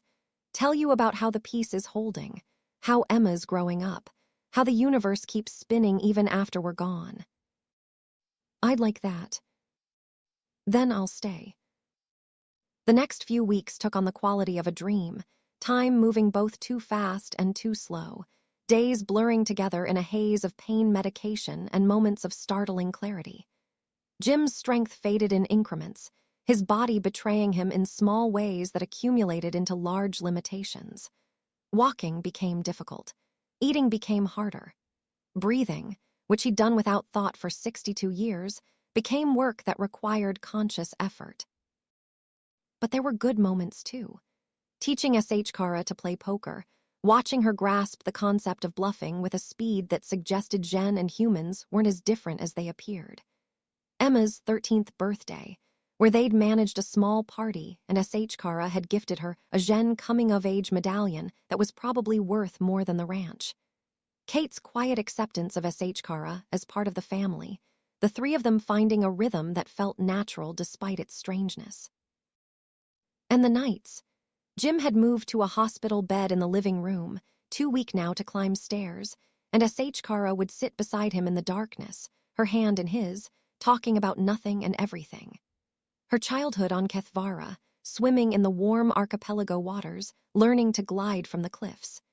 His memories of growing up in Montana, learning to ride before he could read, the way the mountains looked when snow first touched the peaks. One night, maybe 2 weeks before the end, S.H. Kara asked the question he'd been dreading. "Are you afraid?" Jim thought about lying, thought about being brave, thought about all the masks he'd worn over the years to hide the truth. But S.H. Kara deserved better than masks. Terrified, not of being dead, I think, but of dying, of the moment when everything stops and there's no coming back, of leaving everyone I love to hurt, of all the things I won't see, won't know, won't get to be part of. That's honest. You deserve honest. She was quiet for a moment, her thumb tracing circles on the back of his hand. In Zhen culture, we believe the dead stay with us as long as we remember them. That memory is a kind of life that persists beyond the body. And I promise you, James Reeves, I will remember you for the next century and a half. I will tell your story to anyone who will listen. I will make sure Emma knows exactly how extraordinary her grandfather was. Don't make me into a saint. I was just a man who got lucky more often than not. You were a man who chose mercy when vengeance was easier, who chose trust when fear was justified, who chose to see me as a person when your entire culture said I was a monster. She leaned close, her face near his. That's not luck. That's character. Jim managed a weak smile. You always were better at speeches than me. One of my many superior qualities. Don't let it go to your head. Your ego's already barely contained. She made that clicking laugh, the sound he'd come to love, the proof that joy could exist even in the shadow of death. Sleep now, she said softly. Rest. I'll be here. You sure? She squeezed his hand gently, her scales warm against his skin. As sure as I've ever been about anything. He slept and dreamed of stars and deserts, and a woman with silver scales who taught him that it was never too late to love again. The end came on a Tuesday in October, leaves turning gold outside the windows, Montana autumn painting the world in shades of amber and rust. Jim had been drifting in and out of consciousness for 2 days, the morphine keeping the pain at bay, but blurring the edges of reality into something soft and distant. Kate was there. Emma was there, holding his hand, her face wet with tears she wasn't trying to hide. And S.H. Kara was there, sitting on the edge of the bed, her scales catching the afternoon light. Jim surfaced into awareness, found them all watching him with expressions that said they knew this was goodbye. He wanted to say something profound, something memorable, some final wisdom to carry them forward. But his throat was too dry and his thoughts too scattered, and all he could manage was Emma's name, spoken soft and rough. I'm here, Grandpa, Emma said, squeezing his hand. We're all here. He looked at each of them in turn. Kate, so like her mother, so strong even when breaking. Emma, 13 years old and on the edge of a future he'd never see. And S.H. Kara, alien and familiar all at once, the last ember that had rekindled something he'd thought was gone forever. He tried to speak, managed only a whisper that Kate had to lean close to hear. Tell her, he said. Tell Emma about the stars. I will, Dad, I promise. He looked at S.H. Kara then, found her eyes, all 4 of them wet with tears that glowed faintly blue. She understood without words, leaned down close enough that he could see the silver patterns in her scales, could feel her breath warm against his face. "Thank you," she whispered, "for teaching me it's never too late to choose differently, for showing me that hope exists even in the darkest places, for loving me when I'd forgotten how to love myself." He wanted to tell her the same things, wanted to say that she'd given him a reason to smile in his last months, that she'd made dying bearable by making living beautiful. But the words wouldn't come, and the darkness was rising, and all he could do was squeeze her hand one last time.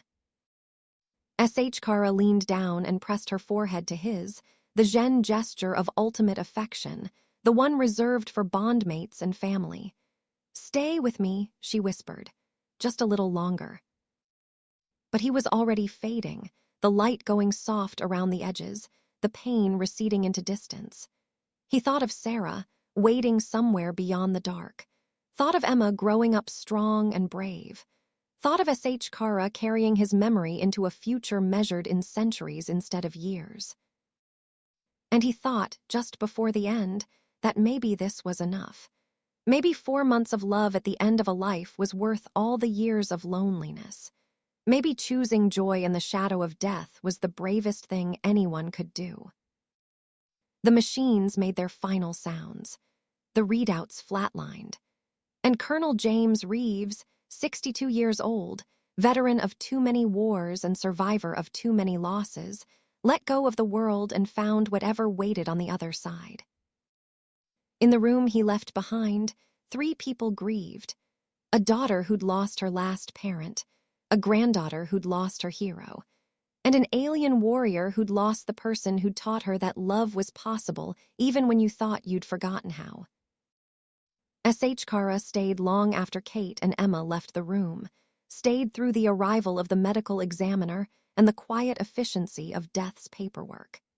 She stayed until they came to take him away, and even then she wanted to hold on, to refuse to let them take this fragile human body that had housed someone extraordinary. But she let go, because holding on wouldn't bring him back, because Emma was watching and needed to see that death, while final wasn't the end of everything, because Jim would have wanted her to be strong. Outside the window, the Montana sky stretched infinite and blue, that particular shade that existed nowhere else in the known universe. And somewhere among those stars, 700 light-years distant, was a desert where 2 old soldiers had chosen to trust each other against all reason. Where the last ember had burned bright enough to light a path through the darkness. Where love had proven, one more time, that it was the only force in the universe stronger than death. 6 months after Jim died, Kara stood at the edge of the northern pasture watching Emma work with Stella, the mare that had been stubborn and difficult, and was now gentle under the girl's confident hands. Spring had come to Montana, painting the mountains in shades of green that didn't exist on Kethvara, bringing warmth that her Zhen physiology appreciated after the brutal cold of winter. She'd stayed, accepted the ambassadorship, moved her things from the guest house into the main ranch, into the room that had been Jim's office, surrounded by his books and his photographs and the faint smell of leather and coffee that lingered despite the months. Kate had offered her Jim's bedroom, but she'd refused, couldn't bear the intimacy of sleeping where he'd slept, where Sarah had slept, where 40 years of marriage had left impressions too deep for a stranger to fill. Even if that stranger had loved him at the end. The memorial service had been small, family and close friends, a handful of military colleagues who'd served with Jim over the decades. They'd buried him on a hill overlooking the ranch, under a sky so blue it hurt to look at, and Kara had stood apart from the humans, uncertain of her place in their grief rituals. But Emma had taken her hand, squeezed tight, and whispered in halting Zhen, "You belong here. Grandpa would want you here." So she'd stayed through the service, through the reception after, through the long weeks when Kate moved through the house like a ghost, and Emma cried herself to sleep, and Kara learned that grief wasn't a single event but a constant companion that colored everything in shades of absence. She'd expected to feel out of place, expected the ranch to feel foreign without Jim to anchor her to it, expected to count the days until her tour was up and she could return to Kethvara and the familiar weight of Zhen culture and customs. But something strange happened instead. The ranch became home. Kate became family. Emma became the granddaughter she saw every day instead of just twice a week on Quantum Com. And the work, the endless diplomacy and negotiations and bridge building between species who'd spent decades trying to kill each other, became something more than duty. It became Jim's legacy, and she was going to honor it if it took the next century and a half. Emma rode Stella over to the fence, her face flushed with exertion and pride. "Did you see? I got her to take the jump without hesitating." "I saw. Jim would be proud." Emma's expression flickered, that quick shadow of grief that still crossed her face when someone mentioned her grandfather. Then it passed, replaced by something softer. He'd probably say I was still leaning too far forward in the saddle.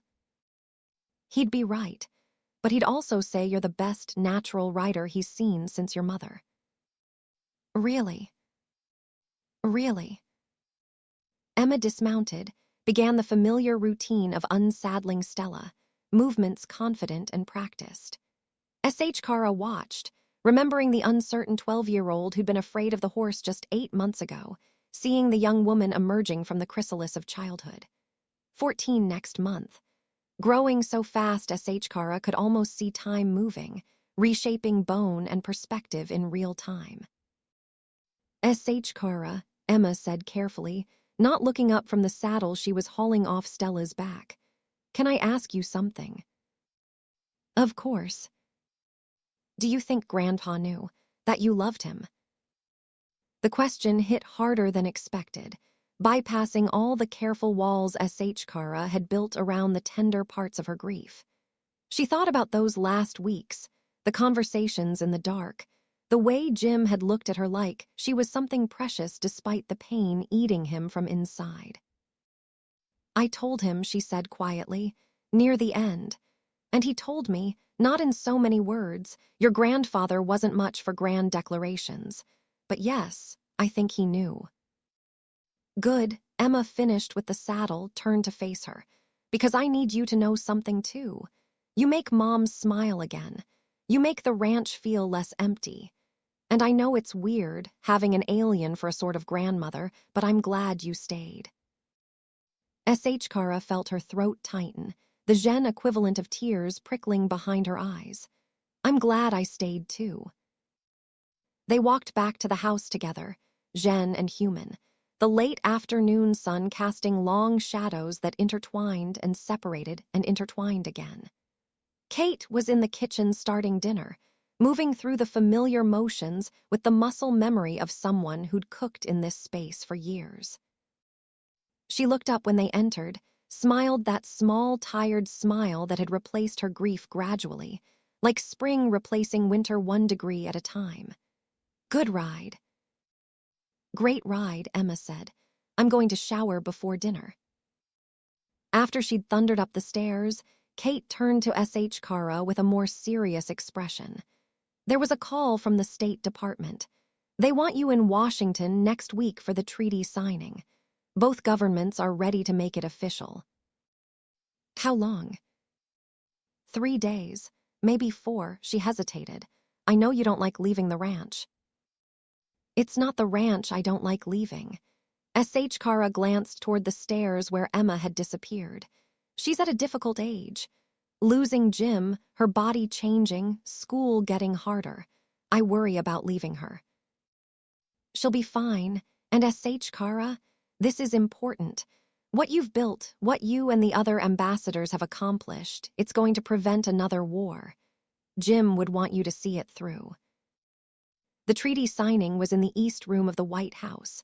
Cameras from every major network broadcasting to Earth and 17 colony worlds, and via quantum relay to Kethvara itself. S.H. Kara stood among the Zhen delegation, wearing formal ambassadorial robes that felt stiff and foreign after months of wearing adapted human clothes on the ranch. President Martinez spoke first, her words careful and diplomatic, thanking both sides for their commitment to peace. Then Queen Vara, appearing via hologram from the Zhen homeworld, her scales shimmering with the bioluminescence that signified high emotion.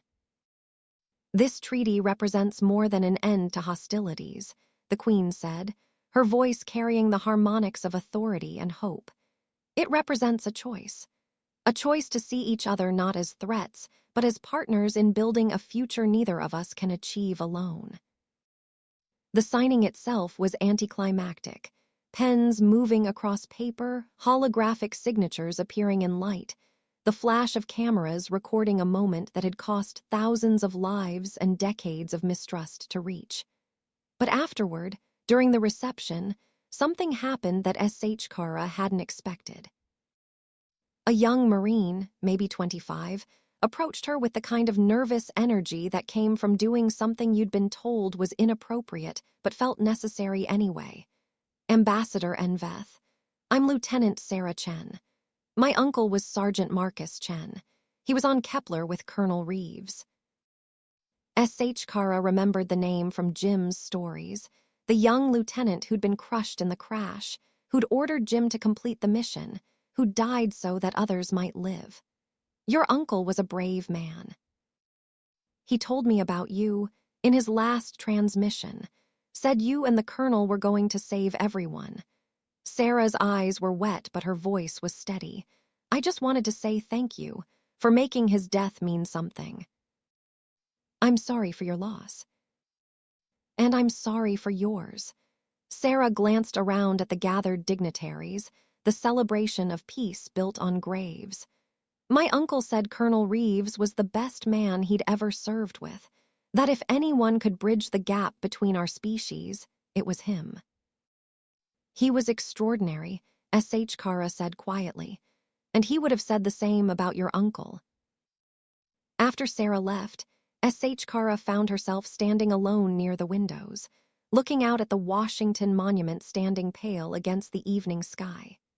She thought about Jim, about how he should have been here, should have seen this moment, should have known that his stubborn refusal to give up had led to this room full of former enemies choosing dialogue over destruction. You look like you're carrying the weight of two worlds, a voice said beside her. Ambassador Rieva had appeared silently, her young face serious behind the formal markings of a Zhen diplomat. Grandmother, Kara said, surprised. I didn't know you were coming. Last-minute addition to the delegation. The council thought having someone from the younger generation visible would send a good message. Rieva studied her grandmother with those sharp eyes that missed nothing. You're thinking about him, the human. His name was James, and yes. Tell me about him. So Kara did. Standing in the east room of the White House while the reception swirled around them, she told her granddaughter about the man who'd changed everything. About the desert and the cold and the choice to trust when trust seemed impossible. About the ranch and the mountains and teaching Emma to speak Zhen. About the quiet way love could bloom even at the end of life, how it could matter even when time was measured in months instead of decades. Rieva listened with the intensity of youth encountering something that challenged every assumption about how the universe worked. You loved him, she said finally. Not bonded, not mated in the traditional sense, but loved. Yes. And he loved you. Yes. Mother would say that's impossible. That Zhen don't have the emotional capacity for that kind of attachment outside of breeding pairs. Your mother believes many things that recent history has proven wrong. Kara looked at her granddaughter, at the future standing there in formal robes trying to make sense of a universe more complex than the neat categories they'd been taught. What do you believe? Rieva was quiet for a long moment, her scales shifting through colors that betrayed deep thought. I believe the universe is stranger and more wonderful than we've been willing to admit.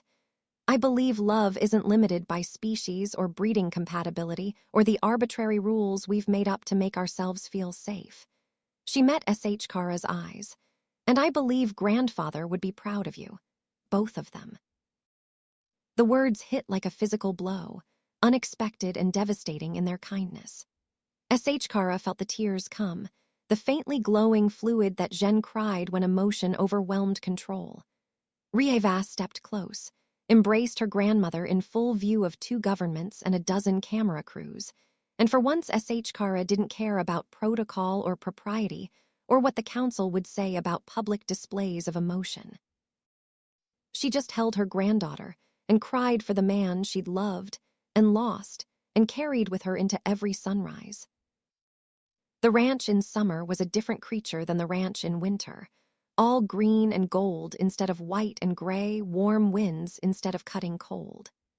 S.H. Kara had come to love it in all its moods, the way the light changed with the seasons, the way the mountains held snow even in July, the particular quality of evening when the sun turned everything to amber and the shadows stretched long across the pastures.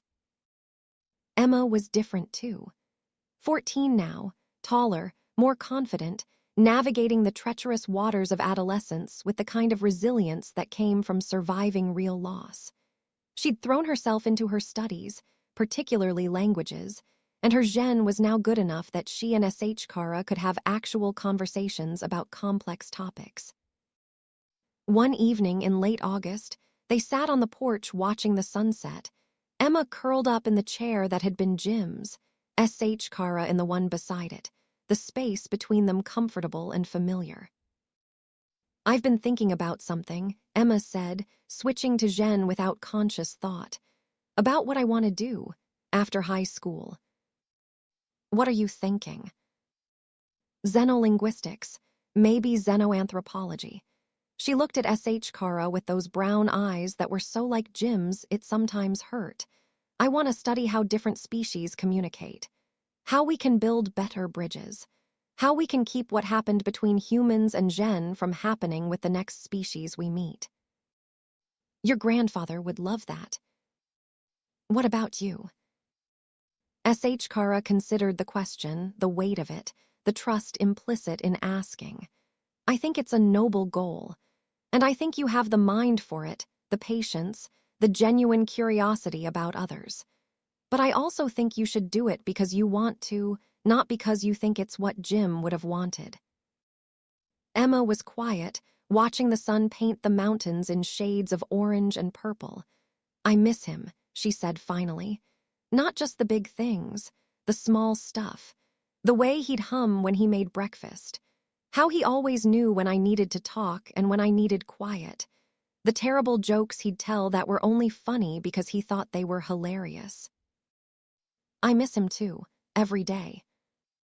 "Does it get easier?" "It gets different. The sharp pain becomes a dull ache. The constant presence becomes an occasional visitor. But no, I don't think it gets easier. We just get stronger at carrying it." Emma reached over, took S.H. Kara's hand in hers, human fingers intertwining with scaled ones. "I'm glad you stayed. I know that's selfish, that you could be back on Kethvara with Rieva and your own life. But I'm glad you're here." "I'm glad I'm here too. This is my life now. You and your mother and this ranch and the work of building bridges. Jim gave me that. Gave me a reason to keep going when I'd forgotten why I was trying." They sat like that until full dark, 2 people from different worlds who'd been brought together by the choices of a man who'd believed peace was possible, even when everyone else had given up. Inside the house, Kate was working on the accounts, the endless paperwork of running a ranch that was slowly becoming profitable again after years of Jim's medical expenses draining the reserves. S.H. Kara had helped where she could, her ambassador's salary more than adequate to cover her own expenses and contribute to the household. But Kate had been stubborn about accepting what she called charity. "It's not charity," S.H. Kara had argued. "It's family helping family." And Kate had looked at her with an expression that was half gratitude and half grief and said, "When did you become family?" "The day Jim decided I was worth saving. The day you let me stay. The day Emma called me grandmother for the first time. Pick one. The autumn after Jim's death brought the first anniversary, a milestone that everyone had been dreading in their own ways. Kate had suggested a small memorial, just the three of them at the grave, but Emma had a different idea. What if we made it bigger? She'd said one evening at dinner. What if we invited everyone who knew Grandpa, everyone who's working on the piece? We could make it about celebrating what he accomplished instead of just mourning what we lost. So they did. On a Saturday in October, exactly 1 year after Jim's death, the ranch filled with people. Former soldiers who'd served with him, diplomats from both governments, local folks from town who'd known him for decades. Rieva came from Kethvara, bringing a delegation of young Zhen who were working on the peace initiatives. The ceremony was simple. Kate spoke about her father, about the man behind the legend, the one who taught her to ride and helped with homework and cried at her wedding. Emma spoke in Zhen and English both, about the grandfather who'd shown her that strength and gentleness weren't opposites, that courage meant choosing love even when fear was easier. And S.H. Kara spoke last, standing at the grave under a sky the color of Jim's eyes, choosing her words carefully because this would be recorded, would be shared, would become part of the historical record of how peace was built from the ashes of war. James Reeves taught me that it's never too late to choose differently, she said, her voice carrying across the assembled crowd. That the categories we use to divide us, species and nationality and all the arbitrary lines we draw, matter less than our capacity for compassion. He was dying when I met him for the second time.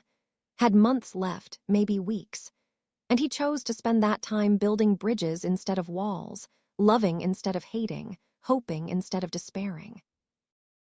She paused, looking at the headstone, simple granite with his name and dates, and the words beloved father and grandfather carved beneath. In Zhen culture, we believe memory is immortality, that the dead live on in the stories we tell, the choices they inspired, the world they shaped through their presence.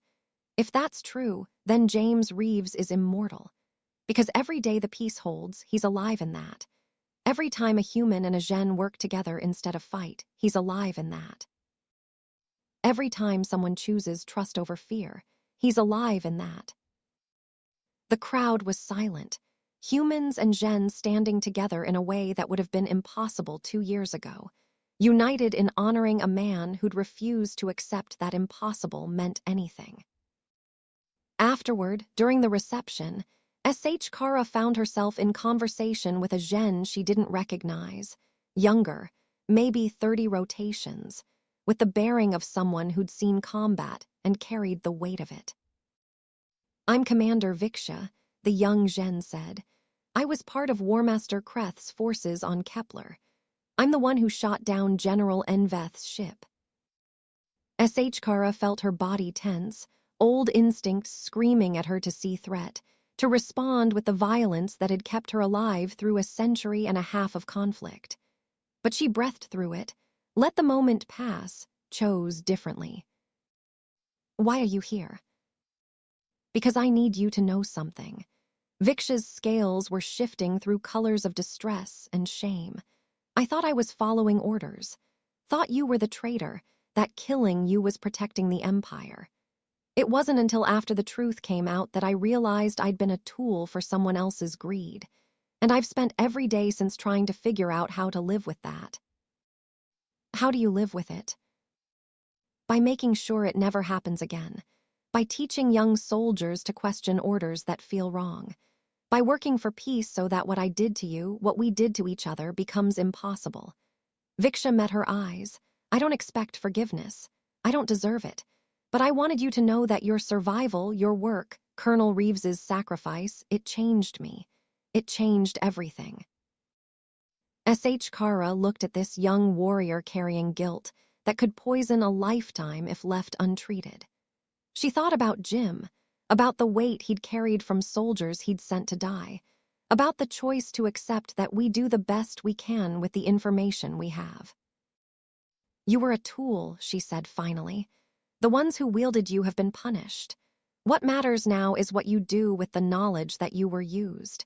And from what I can see, you're doing the work of healing. That's all any of us can do. Is it enough? It has to be, because the alternative is letting the past consume the future, and there are too many young people counting on us to build something better. 5 years after Jim's death, the Reeves-Zenveth Peace Station opened in orbit around Kepler 442b. It was a joint construction, human and Zhen working side by side, a massive facility dedicated to research and diplomacy, and the ongoing work of turning former enemies into partners. SH Kara stood on the observation deck watching the planet rotate below, those familiar red deserts and crystal forests, the place where everything had changed. Emma stood beside her, 19 now, about to start her doctoral program in xenolinguistics at the new Human Gen University on Earth. Kate had stayed on the ranch, unwilling to leave the place that held so many memories, but she'd sent a message for the dedication ceremony, read it in her steady voice while cameras broadcast to both worlds. My father believed that peace was possible even when everyone else had given up, Kate's recorded voice said. He proved it by choosing to see a Zhen warrior as a person instead of an enemy, by loving her when it would have been easier to hate, by spending his last months building bridges that would outlast him by centuries. This station carries his name not because he was perfect, but because he was willing to try. And in the end, that's all any of us can do. The dedication itself was simple. A plaque unveiled showing both Jim's face and a rendering of SH Kara, the two of them side by side, the founders of a peace that had seemed impossible until they'd made it real. Afterward, in the quiet of the station's arboretum, a space designed to hold plants from both Earth and Kethvara, Emma turned to SH Kara with a question she'd been holding for years. Did you ever regret it, choosing to stay with Grandpa instead of going back to your empire? SH Kara looked at the earth plants growing alongside Zhen flora, different biology finding ways to coexist, to share resources, to thrive together. Never, not for a single moment. Even though you knew he was dying, that you'd only have a few months. Especially because of that, she turned to Emma, to this young woman who carried Jim's legacy in her eyes and her fierce determination to build a better world. Those months with your grandfather taught me something I'd forgotten in decades of war. That time isn't measured in quantity but quality. That a few months of genuine connection matters more than a century of isolation. That love, real love, is worth the pain that comes when it ends. Emma nodded slowly, processing this in the way she processed everything, turning it over in her mind until she found the shape of truth. Rieva asked me once what it was like, growing up with an alien as a grandmother. I told her it was like growing up with family who happened to look different, who had different biology and culture and language, but who loved me and taught me and showed up for every important moment. That's all any grandmother can do. Yeah, Emma smiled, that bright expression that was pure Jim, that refused to let darkness win. But you do it better than most. 10 years after Jim's death, SH Kara stood once again at his grave, but this time she wasn't alone. Emma was there, now 24 and teaching at the university, engaged to a young Zhen linguist named Torval who was nervous about meeting Emma's family, but trying to hide it. Kate was there, grayer now but still strong, still running the ranch with the efficiency of someone who'd learned to thrive despite loss. And Rieva was there, visiting from Kethvara, where she served on the Interspecies Council. It was a small gathering, just family, though family had expanded to include species and bloodlines that would have seemed impossible a decade before. I come here sometimes, SH Kara said, speaking to all of them but looking at the grave, when I need to remember why the work matters, when the negotiations get difficult and I'm tempted to give up, when I forget that peace is possible. What does he tell you? Emma asked. That stubbornness is a virtue. That choosing love is always harder and always worth it. That we honor the dead not by mourning them, but by living the values they taught us. Kate stepped forward, placed flowers on the grave, Montana wildflowers in colors Jim had loved. He'd be proud of you, she said to S.H. Kara, of all of this. The station, the peace, Emma's work, the fact that you stayed. I'm proud of him too. S.H. Kara touched the headstone gently. He gave me back something I thought I'd lost forever, the ability to hope. They stood in silence for a moment, these people bound together by love and loss and the stubborn refusal to let either one have the final word. Above them, the Montana sky stretched infinite and blue, and somewhere among those stars were the worlds they'd come from, the conflicts they'd survived, the future they were building one choice at a time. Emma spoke first, her voice quiet but clear. Grandma S.H. Kara, I've been meaning to ask. The wedding is in 6 months. Would you walk me down the aisle? Mom's doing the traditional father role, but Zhen weddings have 2 escorts, one from each family. And your family.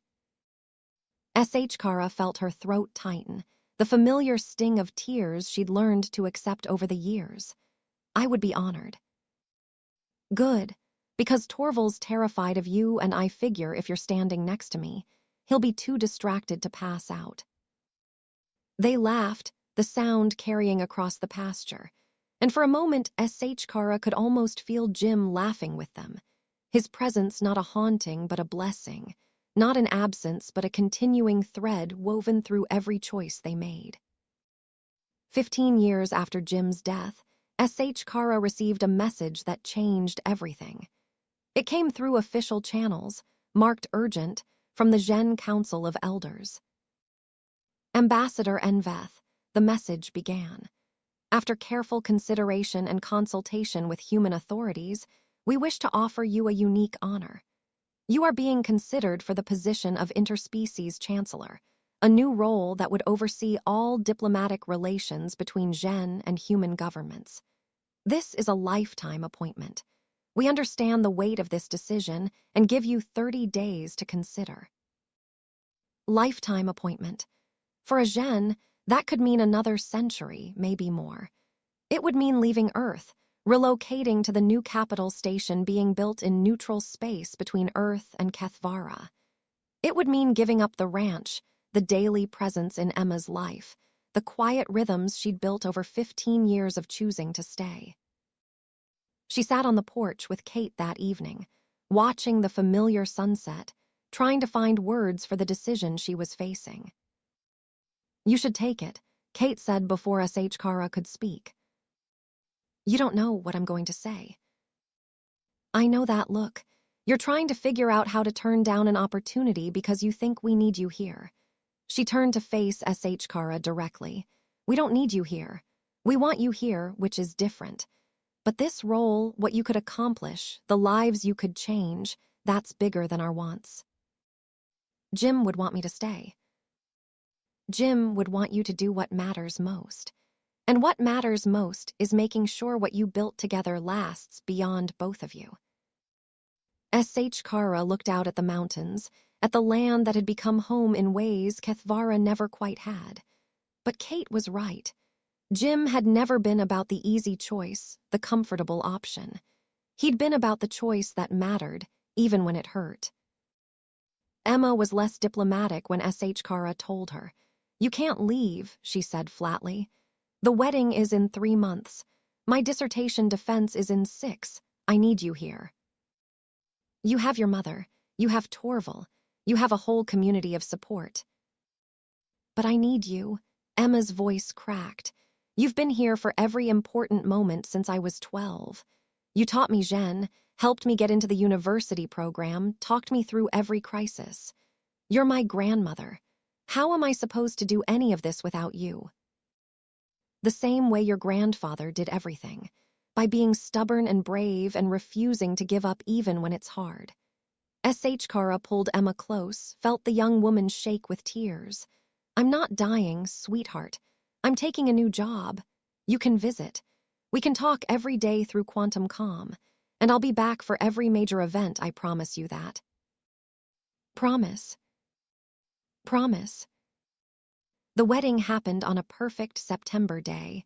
The ranch transformed with flowers and decorations that honored both human and Zhen traditions.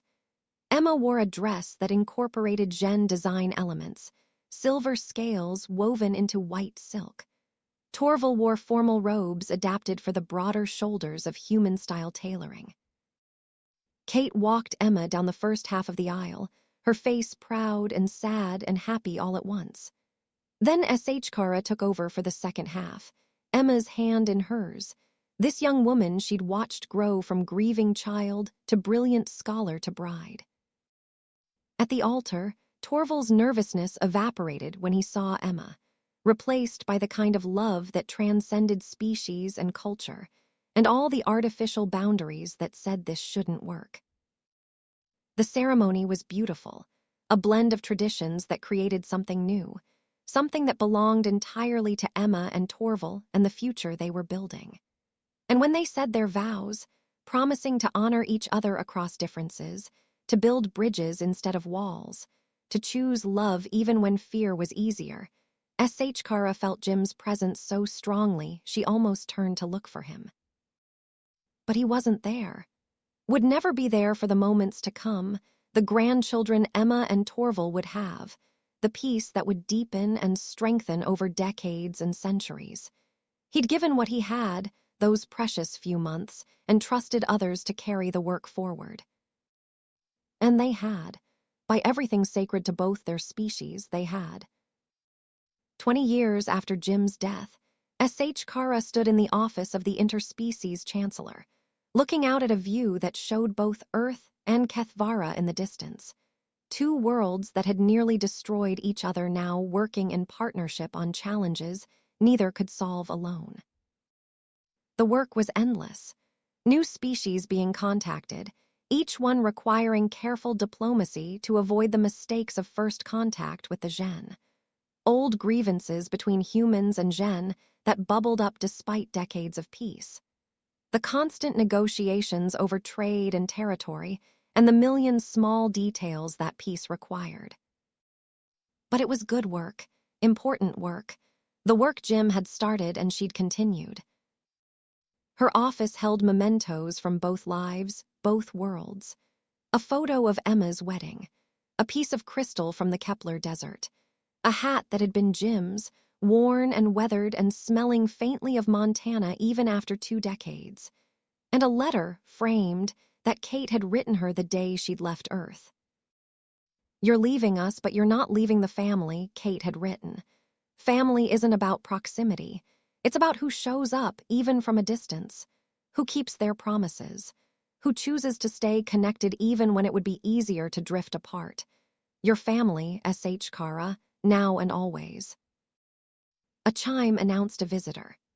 S.H. Kara turned to find Emma and Torval standing in the doorway, and between them, holding both their hands, a small child with human features and Zhen scales, 3 years old and already showing the stubborn independence of her great-grandfather. "We were passing through," Emma said. "Thought we'd surprise you." The child, Saraya, named for both Sarah and S.H. Kara, ran to her great-grandmother with the fearless enthusiasm of someone who'd never been taught that Zhen were supposed to be scary. "Gamma!" she shouted, the baby word for grandmother that S.H. Kara had come to treasure more than any title or honor. S.H. Kara lifted the child, felt the weight of her, the warmth, the absolute trust. "Hello, little flame. How's my favorite explorer?" I learned new words. Saraya switched effortlessly between English and Zhen. "Wanna hear?" "Always." They spent the afternoon together, this family that spanned species and worlds and all the supposed impossibilities that said they shouldn't exist. They had lunch in the station's arboretum, the same one where Emma had asked about regrets a decade before. They talked about Emma's latest research, Torval's work with the education ministry, Saraya's obsession with starships. And later, after Emma and Torval had taken Saraya to the observation deck to watch the ships come and go, Kate called through quantum comm, her face appearing in hologram, older now but still unmistakably herself. "How are you holding up?" she asked. "Tired, fulfilled, missing the ranch." "The ranch misses you too, but it's still here, still waiting for when you're ready to come home." Home, the word carried weight, multiple meanings, layers of connection that went deeper than geography. The ranch was home, but so was this station, this work, this life she'd built from the ashes of war and loss. "I'll be there for Emma's birthday," S.H. Kara said. "Wouldn't miss it." She knows. She also knows you're doing exactly what you're supposed to be doing. After Kate signed off, S.H. Kara stood alone in her office, surrounded by the evidence of 2 decades spent building something that would outlast her. She thought about Jim, about the man who'd taught her that it was never too late to choose differently, that love mattered even when time was limited, that peace was possible if you were willing to fight for it. And she thought about the promise she'd made, standing at his grave, to remember him for the next century and a half, to tell his story, to make sure his legacy lived on in every choice she made. 25 years after Jim's death, the Interspecies Council voted to make his birthday an official holiday on both Earth and Kethvara. A day of peace, they called it. A day to remember that bridges can be built even across impossible divides, that love transcends species and biology, and all the arbitrary lines we draw between us and them. S.H. Kara was invited to speak at the inaugural celebration, held simultaneously on Earth and Kethvara, and broadcast to 47 colony worlds and 3 newly contacted species. She stood at a podium that overlooked thousands of faces, human and Zhen and others, all gathered to honor a man most of them had never met. "James Reeves was not a perfect man," she began, her voice carrying the weight of decades and the authority of lived experience. "He made mistakes. He carried regrets. He was, in all the ways that matter, beautifully and frustratingly human." Laughter rippled through the crowd. "But he taught me something that changed everything. He taught me that we are not defined by our species or our past or the categories others use to limit us. We are defined by our choices. And he chose, every day in those last months, to build instead of destroy, to love instead of hate, to hope instead of despair." She paused, looking out at the sea of faces, seeing in them the future Jim had believed in even when belief seemed naive. "I have lived 183 years. I have seen empires rise and fall. I have fought in wars that killed millions. I have served governments that saw peace as weakness and strength as violence. And in all those years, across all those experiences, nothing changed me more profoundly than 4 months with a dying human who refused to let his mortality be an excuse for bitterness." The crowd was silent now, hanging on every word. "So today, as we honor his memory, I ask you to do one thing. Make a choice. Not tomorrow, not someday when conditions are perfect, but today. Choose to see someone different as a person instead of a threat. Choose to build a bridge instead of a wall. Choose to love instead of hate, to hope instead of despair, to trust instead of fear."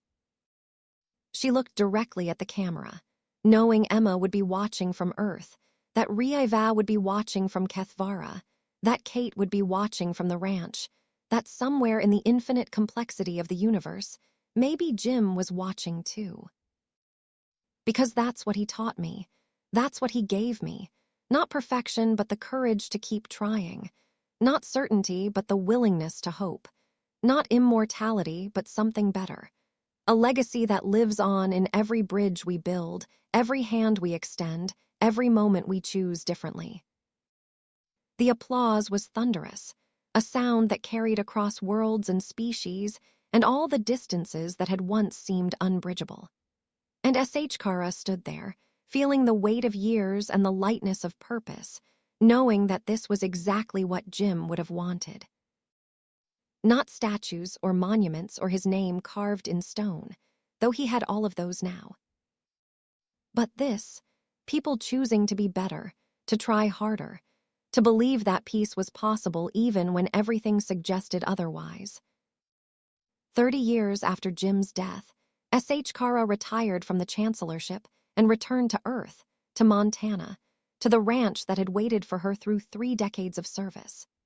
She was 188 years old now, middle-aged by Zhen standards, but feeling every year in her joints and her wings and the slow accumulation of scars that marked a life fully lived. Kate was gone, had died peacefully 5 years before, buried next to Jim on the hill overlooking the pasture.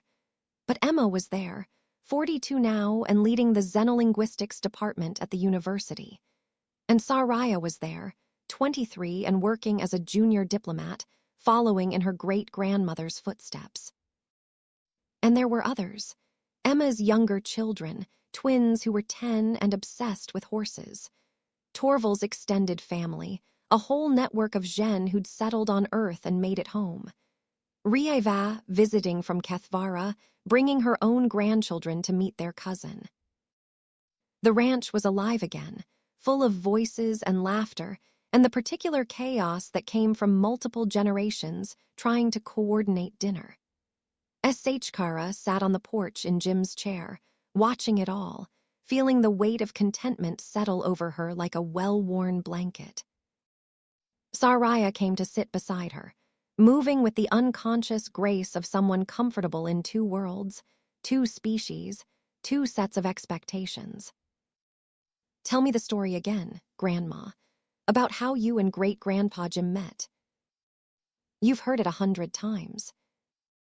I want to hear it 100 more. So S.H. Kara told it. The desert and the cold. The choice to trust when trust seemed impossible. The months on this ranch, watching Jim die and choosing to love him anyway. The promise to stay, to remember, to carry forward the work they'd started together.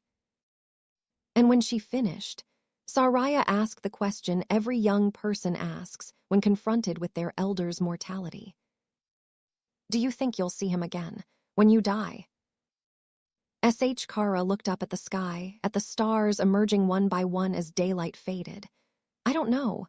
Our species have different beliefs about what comes after. But I like to think that somewhere in the infinite complexity of the universe, the energy that was Jim Reeves still exists. Changed, maybe. Transformed into something beyond my understanding, but not gone. And if it doesn't, then I'll have spent a century and a half honoring someone who made me better. That seems like a life well lived regardless of what comes next. Saraya nodded, processing this with the seriousness of someone who'd inherited the best traits of 3 generations. I want to live like that, like nothing's impossible if you're willing to try. Then do it. Choose to believe in impossible things. Choose to love people who are different. Choose to build instead of destroy.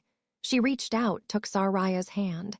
That's all any of us can do. That's all he ever asked. As the sun set over the Montana mountains, painting the sky in shades of gold and amber and the particular blue that existed nowhere else in the known universe, S.H. Kara felt something settle in her chest. Not closure, exactly. Not the end of grief or the completion of mourning. But peace. The kind that came from knowing she'd kept her promises, that she'd honored Jim's memory not through monuments but through choices, that the legacy they'd built together would outlast them both by centuries. Inside the house, someone called for dinner. Children laughed. Adults debated in 3 languages. The noise of family doing what families do, building lives and memories and futures from the raw material of love and stubbornness, and the refusal to give up. S.H. Kara stood, her old bones creaking, and walked toward that noise, toward that life, toward the proof that Jim had been right all along. That it was never too late to choose differently. That love mattered, even when time was limited. That peace was possible if you were willing to fight for it. And that sometimes, in the space between the stars and the silence after loss, hope could bloom if you just gave it room to grow. The last ember had burned bright enough to light a path through the darkness. And the fire it started would burn eternal,